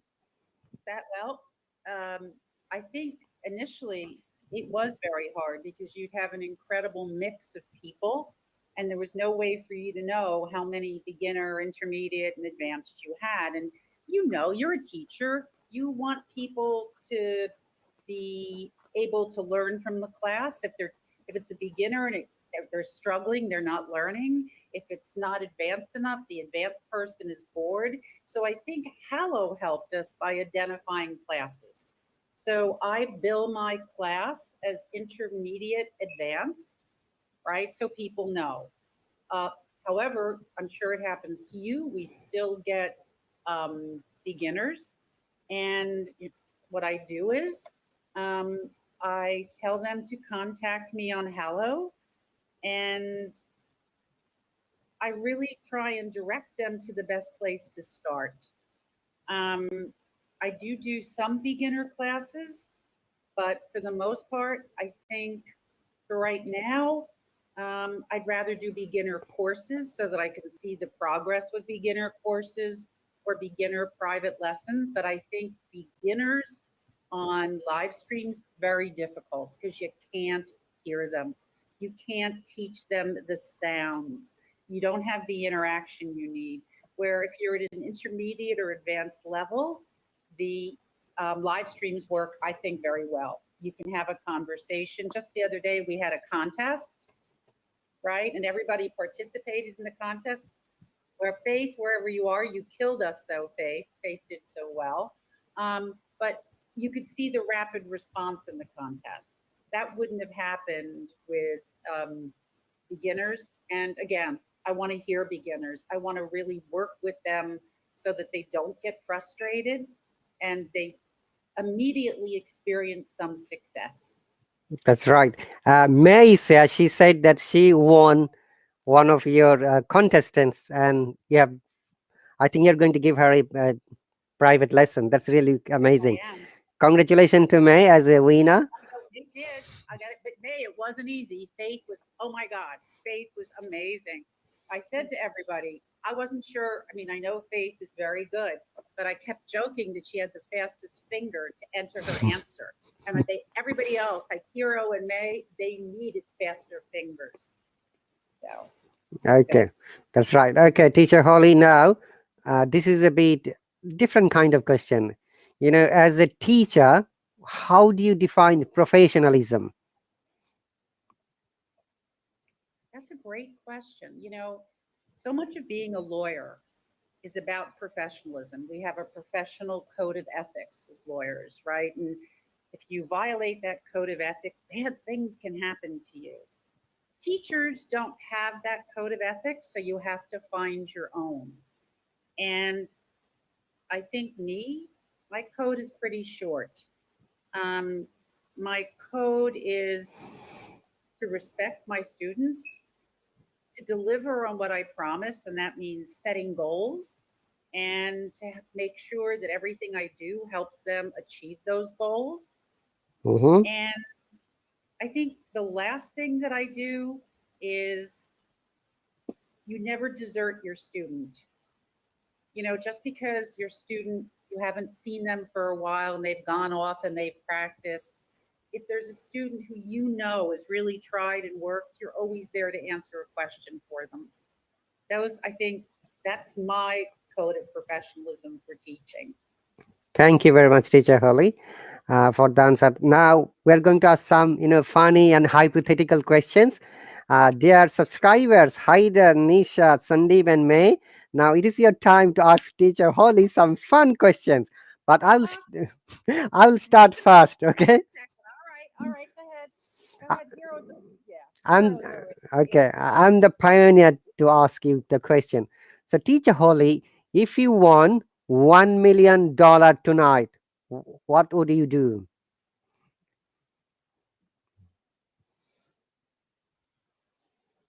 This is going to sound hokey, and I hope you all know the word hokey, Hokey, hokey.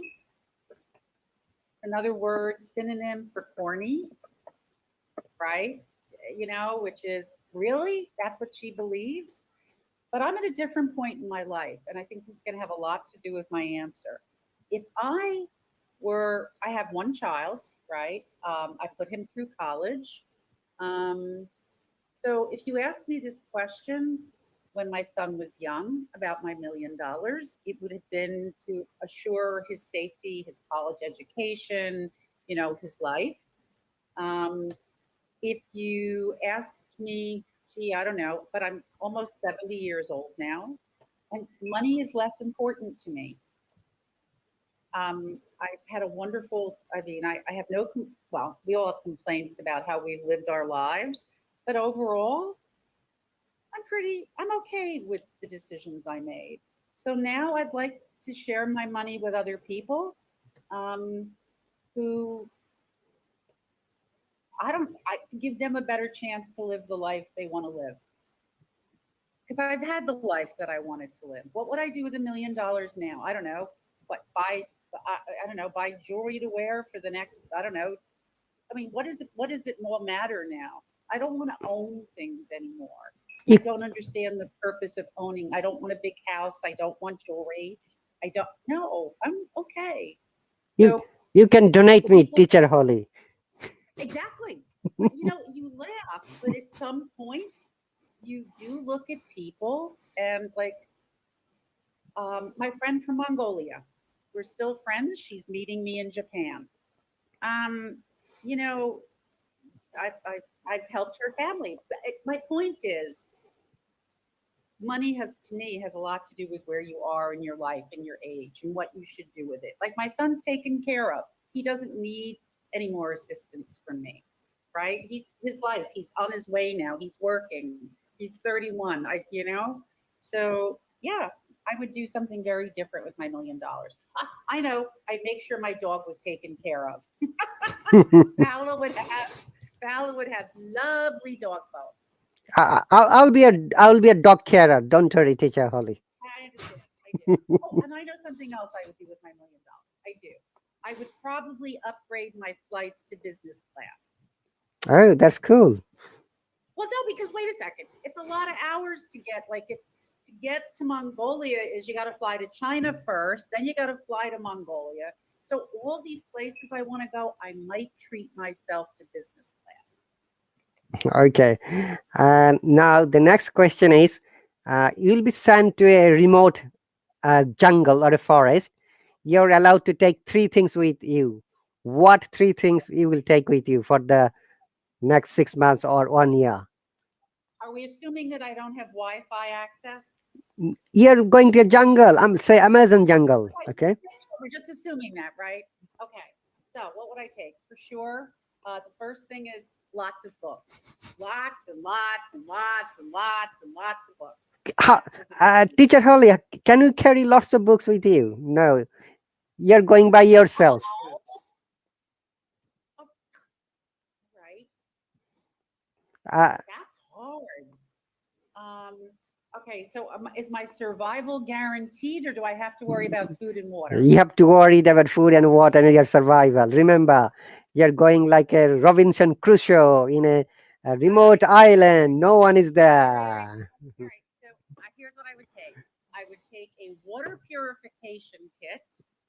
I would take matches, and I would take seeds. Okay. That's it. Okay, thank you. Now, our viewers, it's your turn to ask questions. But teacher Holly, look what Haider has answered.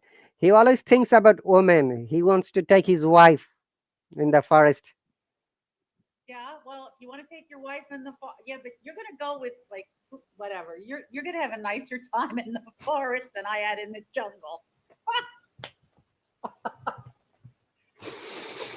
Okay, I will just ask them one by one so that they can ask you a question. Haida, what would be your fun questions or hypothetical question for teacher Holly? Actually, teacher, I don't have anything because I feel sleepy. Oh, you feel So, sleepy? yes, teacher. You have already started dreaming about women. That's bad. Oh,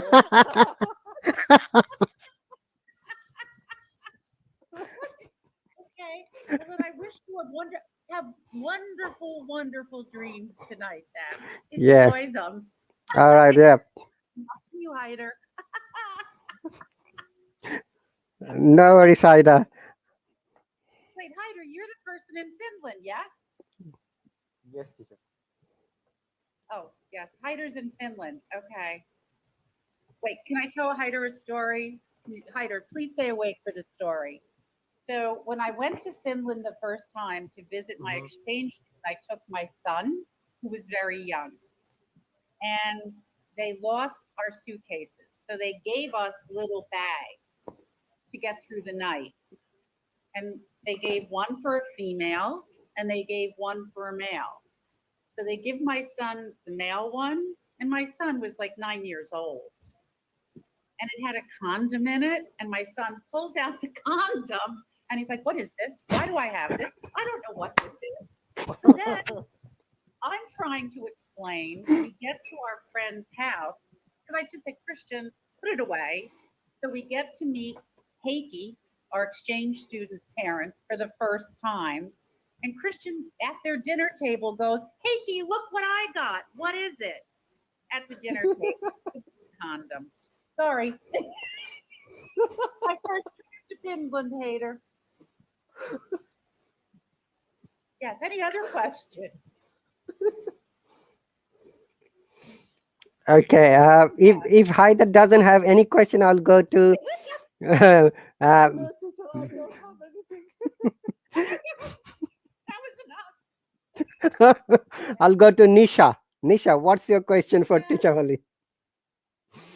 Hi, teacher. Hi. Yeah, teacher. My hypothetical question is that if you were a scientist, which thing you would love to invent for the benefit of humanity? Like for one thing. One thing. So you want me, as a scientist, to invent something. And, hmm, huh, ah, you know, I'm trying to respect the word invent, but I'm going to go a little bit further and talk and say research, because they're learning so much now about why we act the way we do. Human interaction. What causes us to be mad, sad, angry, aggressive? And I think what I would really like to invent is the ability to think about how we interact with each other, because so much of what happens among people is they're unkind, they're they demean people, and we know that sometimes hate. Let's just take this simple word hate. Mhm. I would really like to think about how we change, because people tell me it's not just um, it's not just where you grow up, it's also how our body functions, our chemicals work. Mhm.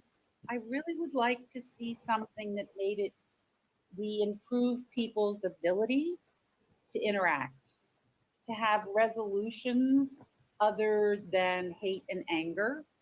Um, in one of my classes, we did this song by John Lennon, Imagine. And if you go through the words to imagine, imagine there are no borders, imagine this, imagine that, and you start thinking about what the world would be like if, in fact, those borders create conflicts, right? It appeals to the worst in humans. And it just seems it's so easy for us to get to hate. I was in Rwanda, and I have to share this with you because you know the genocide in Rwanda. Yes, you do? I do know it. Okay, is this answer too long? I'm sorry. No, no worries, teacher Holly. We are having good time because Okay, if the answer's too long, you guys tell me. But so I'm in Rwanda, and this is where they had the genocide. So there were the Hutus and the Tutsis who looked almost alike, right? So it's not even I hate you because you look differently. And they killed each other with hatchets, which means I had to get this close to you to cut your head open. And you have to say to yourself, what could be so strong that you could go to your neighbor and get that physically close to them and want to literally cut their head open and kill them? And so I watched Rwanda's peacemaking process, reconciliation. And reconciliation there is every day in their newspaper. There are articles about how they need to interact with each other, how they're going to keep language, words that trigger hate. What words do we no longer use with each other to demean each other? And it's a long answer for which I apologize, but what fascinates me is how we can change our brain chemistry, our training. It all goes back to when we were, I hate to say it, cave people, right? Our instincts come from the need to protect ourselves, to gather food, to protect our families. I don't know how they got perverted, how those basic skills now aren't used for survival, but they're used, I don't know, for war, maybe in a lot of other killing people. You can tell I'm not a gun fan. So, yeah, that's a long answer as to what I want to invent. thank you very much, teacher Holly. Uh, Thank you for your patience with that answer. Teacher. okay, there are two more questions from the comments section. Let me read it for you. Then I'm going to ask Sandeep. Sandeep, get ready. One of the questions from Jay was, how do you feel if you find that all the people have been cloned from you? Oh God, so boring. Oh, so boring. Oh, I couldn't. Oh, no, no. Now, I have to be honest with you though. I wouldn't want lots of me's, but I am going to be very sad when my dog dies. And they do have this now where you can clone your animal, right? It's ridiculous. So, if you've heard of Barbara Streisand, she's a very famous singer, and she has spent a fortune cloning her dogs. Oh, Ooh, I do not have the money to clone my dog, but if I was going to clone anyone, it would be my dog. all right. Rihani has a question. If you have a superpower, what would it be? Superpower. God, you're going to still think I'm corny. You really are. You really, really are. Um,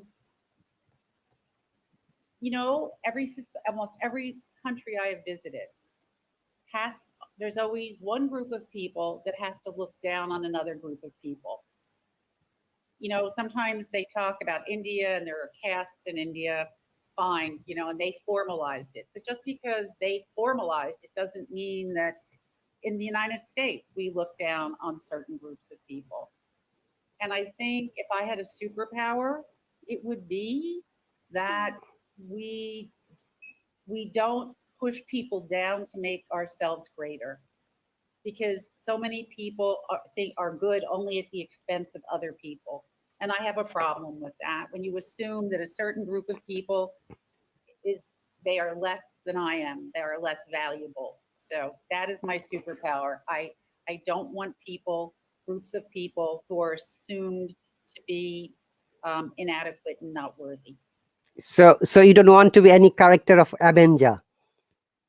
See, I'm not. See, isn't that interesting how you think like that? Now, I was a Star Wars fan. I admit it, but I don't know that I wanted to be Princess Leia. I really don't think so. I probably would have been like C3PO or R2D2. I don't think I'm a good candidate for Spider Man. No, that's what I want my superpower to be. Just my superpower. Okay, that's great. May, are you still there? Uh, Yes, teacher. What would be your question for teacher Holly? And sorry, after that, Sandeep. May, go ahead, please.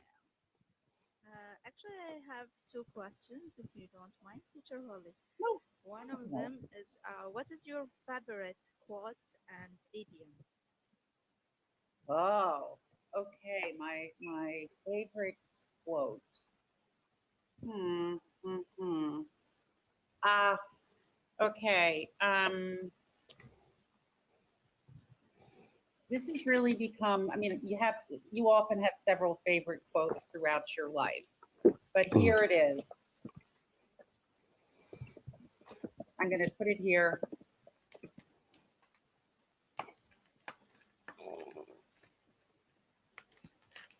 Perfect is the enemy of good. I, in all the work I've done, there are people who don't let change happen because it's not perfect enough. And you're like, really? It's not as if it has to be perfect the first time. Let it happen and then make changes. But you have, I wish I could share with you every country I've been in where they say, we can't do that. We haven't fixed all the problems. It's not perfect yet. And you leave the country so frustrated because you know they're not going to make the change that would have moved them forward. So that to me, the perfect is the enemy of the good. Right now, it's a very important quote to me. Very interesting. What about the idiom? That's a hard one.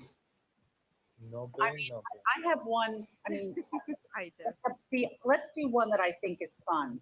All right, because I like this one. I just did this the other day in class, but it's true. Okay. That'll happen when pigs fly. I'm sorry, I love that. They will fly. Ooh. Yeah, that's never going to happen. That's going to happen when pigs fly. Yes, I do like that. That's impossible. Yes. Well, if you've seen a flying pig, you need to tell me, and I'm not going to use that idiom anymore. Teacher Holly, I saw in the movie pigs are flying.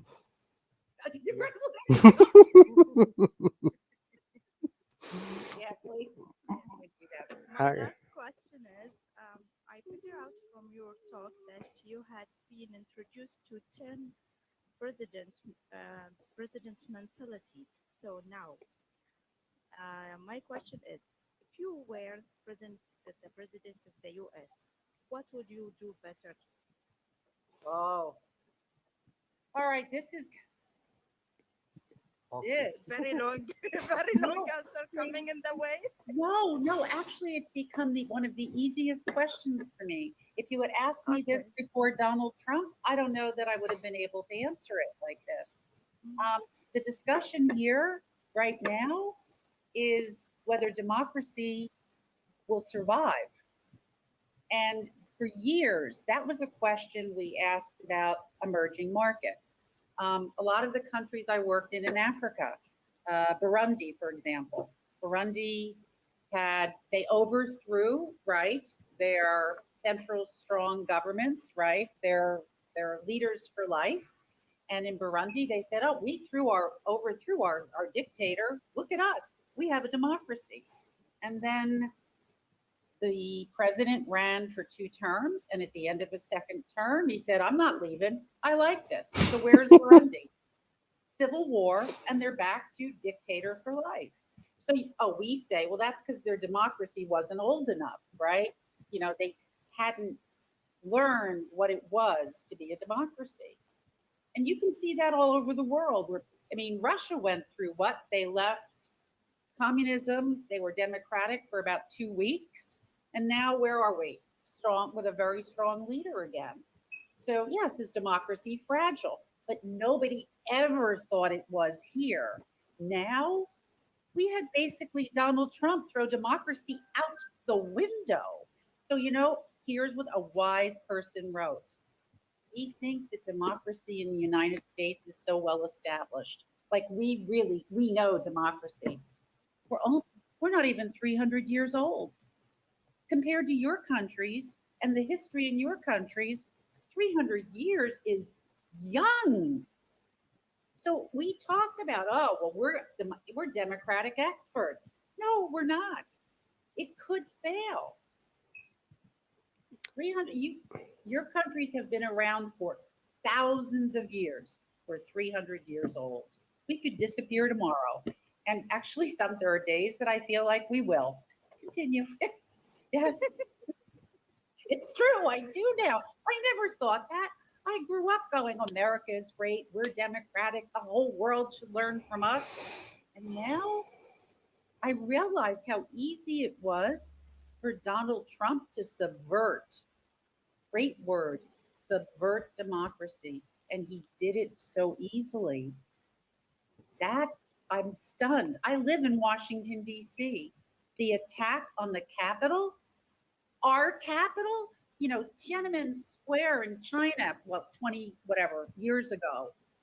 But our capital here in the United States taken over, broken into? That, Shocking. yeah, said a lot about who we are now though.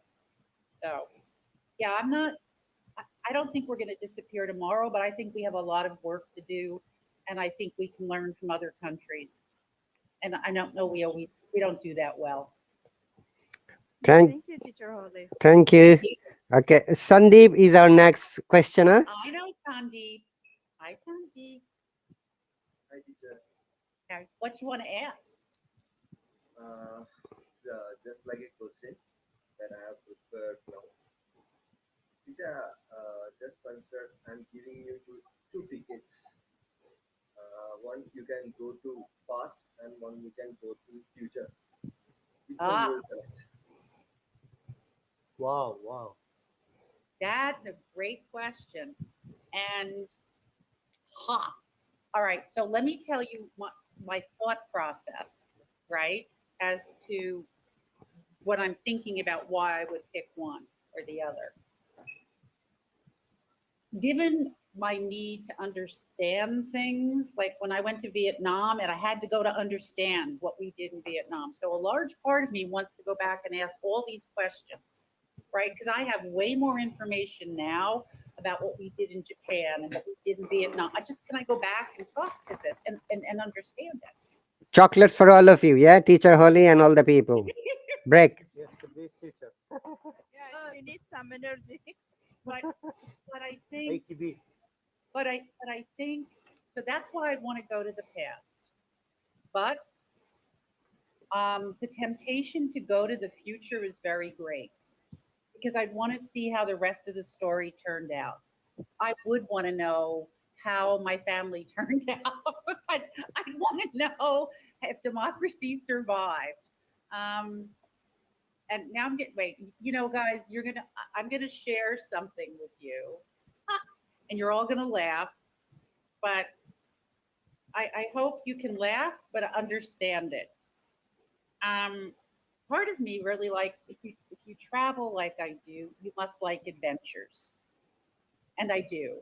I have I have done. I've seen the gorillas within. I've been within 6 feet of gorillas in Uganda. I've been in the. My point is, I will try things. That really is because it's a way of experiencing that country. It is their challenges. It's their world. So I can't believe I'm going to tell you this. You guys are ever forever going to laugh. Just don't go around and say, that crazy lady. Okay. So, um, there was on our national public radio a story about a company that had started. And what they do is you have to be cremated. Yes, so I'm going to be cremated. I don't know what your religion does, and I don't mean to offend you, but I'm okay with cremation. I don't really want to be buried in the ground, so I'm okay with that. But then they put you. You ready? They put you in a satellite, a rocket ship. Hmm. You travel around Earth for 20 years. So they take your ashes and they put you in a rocket ship and you travel for 20 years. Now, that's a weird way to say that I went into the future. But guys, after I die, you're going to be able to look up and I will be circling Earth for 20 years. But teacher, Sorry, now you know. It'll be me up there. Get your telescope. By the way, it is not my own little personal missile or rocket. You're up there with a lot of other ashes, needless to say. But yes, and then after 20 years, it just comes down. Teacher Holly, it might be, Yes. it might be possible the rocket can go to the another galaxy, and there may be some super, living existence who can decipher the DNA, RNA, and create another Holly. That's right. They could Alien regrow me. Holly. They could regrow me. Yeah. An alien Holly? No, no, no. No, I didn't say alien Holly. I said another Holly. Come on, May. Alien Holly, thank you. No, Alien Holly has no, returned. no alien Holly. Another Holly. But isn't it funny? I cannot believe, Rahad, you've created this environment where I feel comfortable sharing that I'm going to be in a rocket for 20 years after I die. It's our secret, Teacher Holly. Nobody Right, will it's know. our secret. Just All, 100. all Just you need 100%. is the telescope. And I don't, and again, it is, you ask the question about the past and the future. And for me, somehow, there is something, and it's not comforting, but I do like adventures. And it doesn't make any sense because, God, I know I'm dead, but there's something about the continuity of not disappearing right away. Maybe my son's kids will look up and go, "Oh, well, there goes Grandma in her 4,000th orbit." That's possible, Teacher Holly. You never know. Science believes that a substance never is destroyed. It just changes the one medium to another medium, one phase to another phase. So you never know. After 5 million years, they might regenerate your RNA and DNA new superpower Holly, the savior of the world, destroyer of the bad politicians. I Ti- prefer Alien, Holly. Thank you. I ti- do. She likes the alien movie. Oh, wait. One of my favorite movies. You see, you guys would never watch one of my favorite movies because you're too young. which Invasion of the Body Snatchers. I watched it by any chance, teacher Holly. I watched it. Okay, but which one? The new one or the old one? Old one. Oh, the black and white one? Oh, I mean, this is a movie from the 1950s that's supposed to be a statement about isolation, right, in the 1950s. Meanwhile, it's when you come back, you remember you have no emotions, no feeling. They pod you, right? Yeah. So I could be an alien from Invasion of the Body Snatchers. Okay. Teacher Holly, few other questions came from your conversation. I believe that you are too much worried about the politics in the USA. By any chance, are you involved in US politics? Am I involved? I would say that um, I work in elections on behalf of candidates, but that's all. I mean, so I think it's wrong to believe in something and not to support what you believe in. So yes, when a presidential election comes, I will work on behalf of a candidate. I will do that, Okay. but that's all. No more than that. All right. Okay. Another question came, as a thought process of you're saying a lot of things. Uh, do you write books or poems? Do you compose any poems, Teacher Holly? Oh no, wait. Okay, for all of you out there, I'm a very practical person. And I had this student teaching her English, and she wrote poetry. And she could not comprehend that I couldn't feel the language the way that she did. I mean, I teach English, I understand sentence structure, I understand what a rhyme is, I understand the beauty of poetry. But here was a student learning English that had a better feel for the creativity of the English language. So, no, if I write something, it's like a legal brief, right? I can write a legal paper, but they all come across as I can, like, this is a brick wall. The brick wall is red. I could Mhm. never talk about that brick wall in a way that would inspire you. So I'm not creative at all. Not creative at all. So we want another brick in the wall. Pink Yeah, Floyd. right. Pink Another Floyd. brick right over here. Yeah, doesn't Okay. live. Okay. Teacher Holly, now another question is that you visited many countries. Have you ever been discriminated because you are white or disrespected because you're from the USA? You mentioned. Absolutely. Absolutely. I mean, but you know what? That's a good lesson to learn. In a lot of countries I go to, I'm the only white person, and I'm often the only woman. Oh. So, two things that I've taken away from this. Um, Again, reverse the situation in the United States. You know, be someone with brown skin in the United States, right? Um, it gave me a whole appreciation for what it is to be different, right? I mean, just to be looked at because you stand out. You just don't look the same for no other reason. It's being stared at. Um, and yes, there are some countries, not because I was white, but because I was from the United States. Serbia was one of them. Serbia, because of a bombing of NATO, you did not want to tell people you were an American in Serbia. You did not.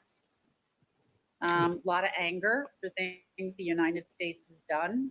A lot of countries. And so you go to a country like Albania where they're grateful and thankful for Americans. And then you land in another country where they say, you guys are rotten. We don't want you here. And that happens because I'm an American. And as for being a woman, yeah, there are a lot of places you don't walk by yourself at night and they warn you, like you're a woman, don't go out at night. I Mhm. don't think that has to do with being an American or with being white. It has to do with being a tourist. Your clothes are nicer.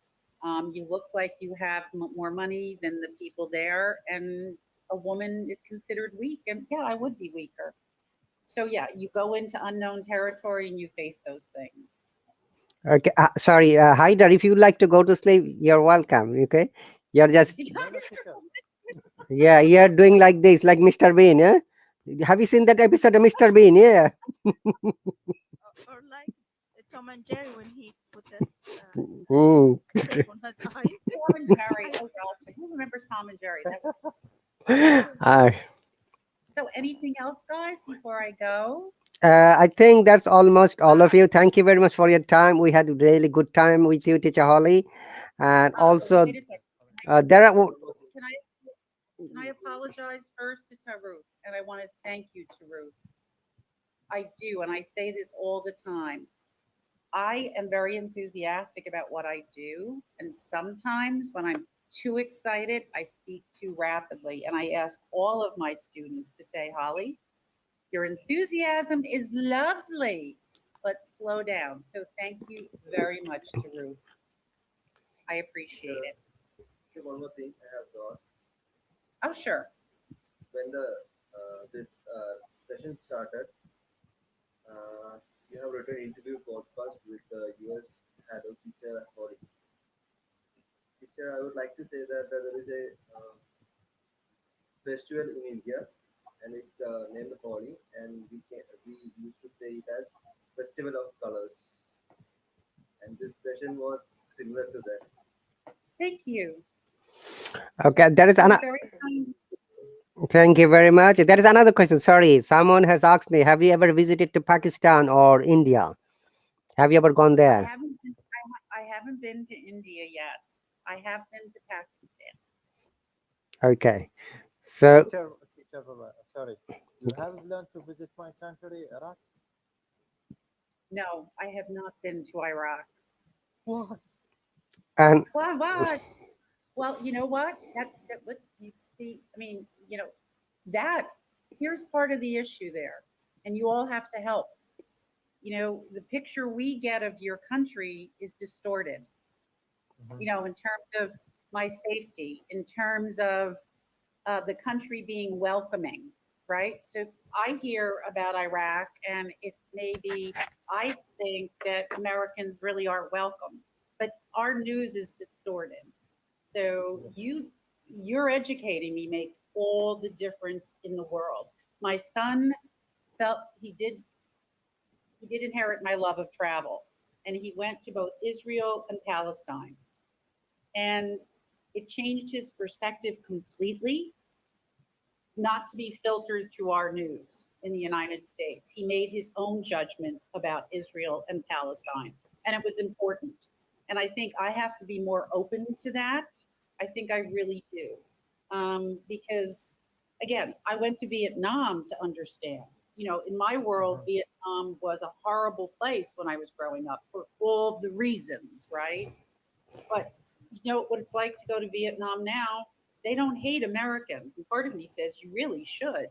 But they created an environment where no matter what we did to their country was awful.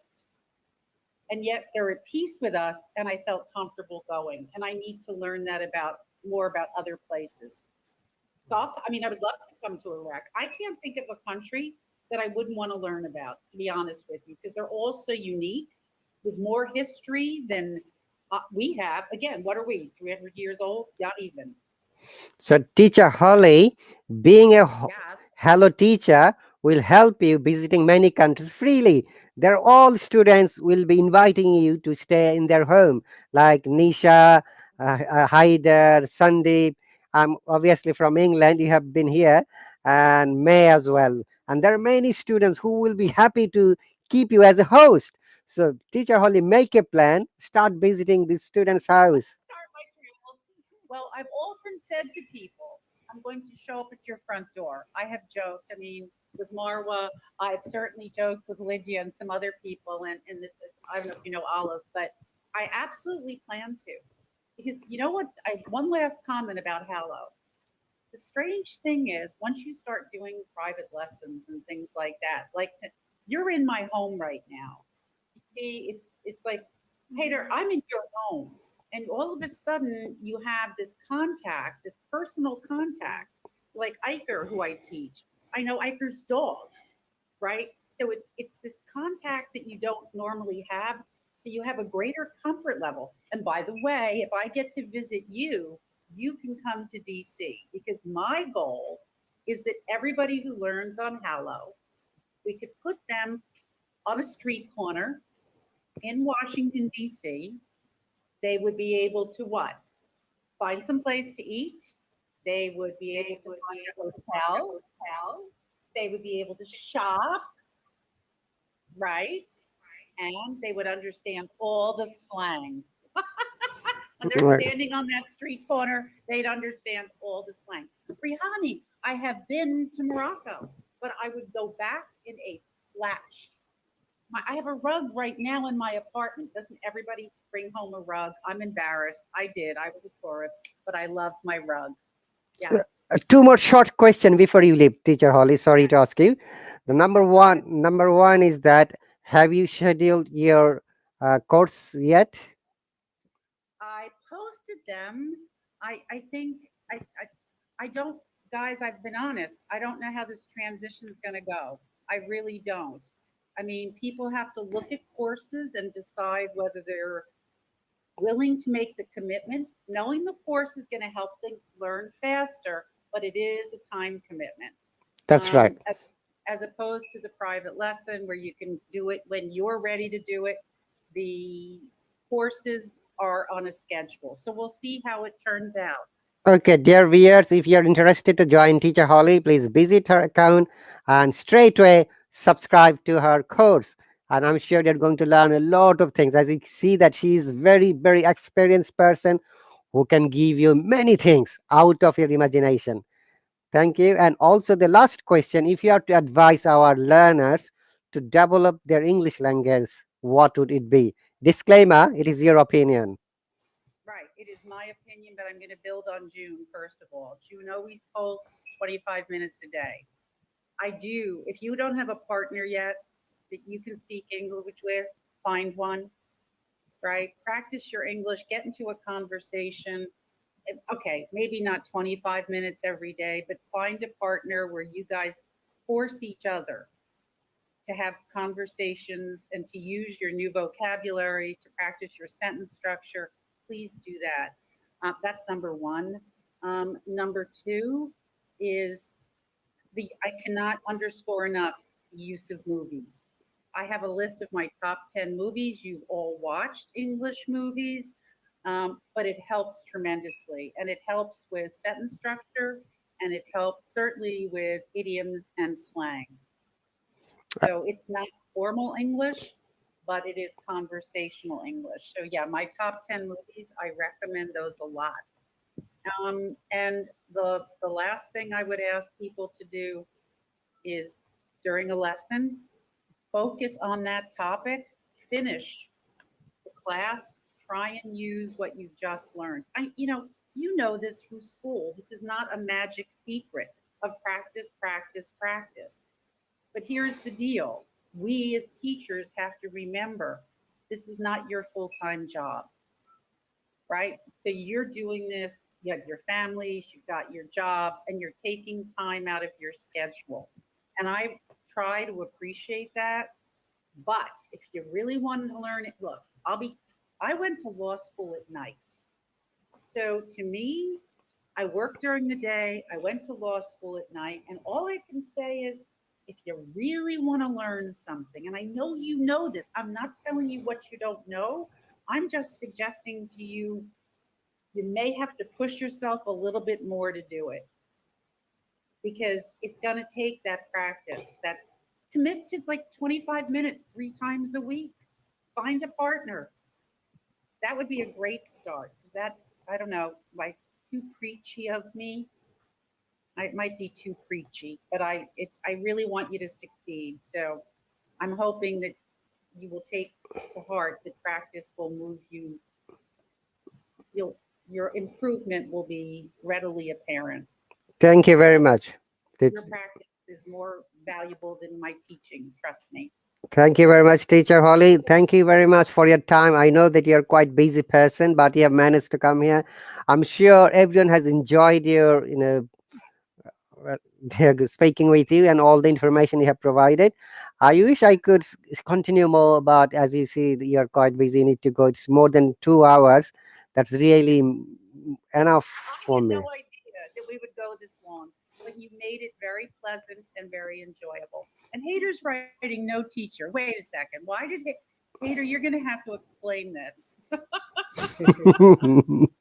I need to know. All right. Enjoy Finland, though. All right.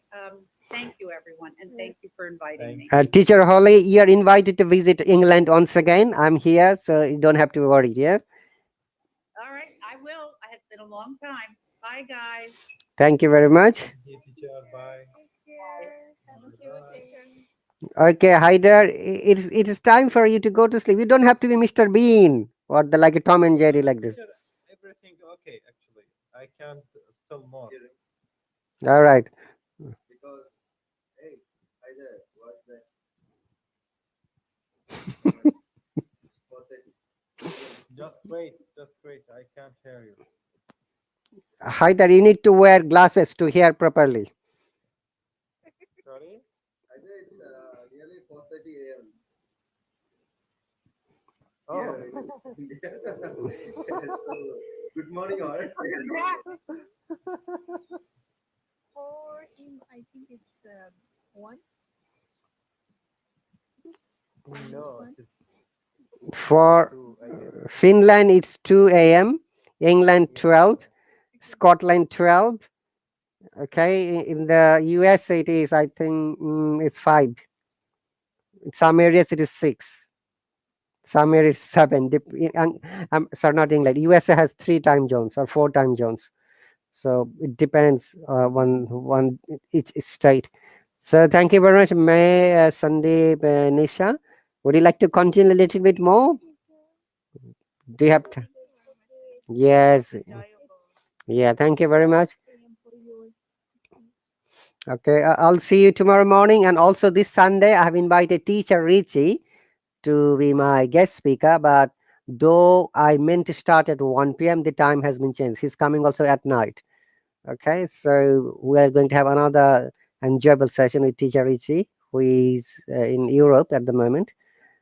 And obviously, tomorrow, as usual, our Saturday morning's lesson and Sunday morning as well.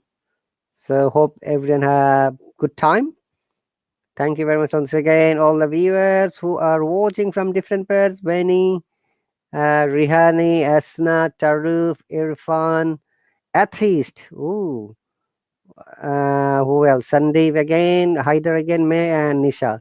Thank you very much. Thank you, teacher. Goodbye. Have a nice dream. I'll see you later. Take care. Bye. Bye. Bye. Bye. So, dear viewers, thank you very much for your support, for your comments. I wish I could read and answer all the comments, but it is not possible. So, join my other live streams, lessons, where you'll learn a lot of things. And obviously, as you know, that the Hello subscription policy is changing. The current model, that is $10 for a month, is only valid up to the end of this month. From the August, new subscription model is coming where you have to take either a course or a Hello course or a teacher's own course, whichever you feel like. Remember that this app is an English learning app, and we need to follow the code of conduct, policies, and guidelines. Okay, and the first policy is that we must always speak in English. If you have to text or comment privately, personally, also you need to write the text in English only. And we are not allowed to discuss sensitive matters like politics, religions, or any other issue that might hurt a person, a community, or a nation, or a country. You shouldn't be disrespectful to anyone. You shouldn't swear. You cannot share your private information, personal WhatsApp group, YouTube channel, unless you take the permission from the live streamer. Only the teachers can do that at the moment, only the YouTube channels. And obviously, thank you very much once again and for your time. Sunday, would you like to say anything? Hello, Anarias, welcome. Do you like to say anything? No, Okay. full charge is down. All right. Okay. I'll see you after 6, 7 hours, guys. So with the Saturday mornings live stream about IELTS and grammar lesson. Right, teacher? Okay, bye. Thank you once again. I will see you when I see you. Thank you very much and goodbye.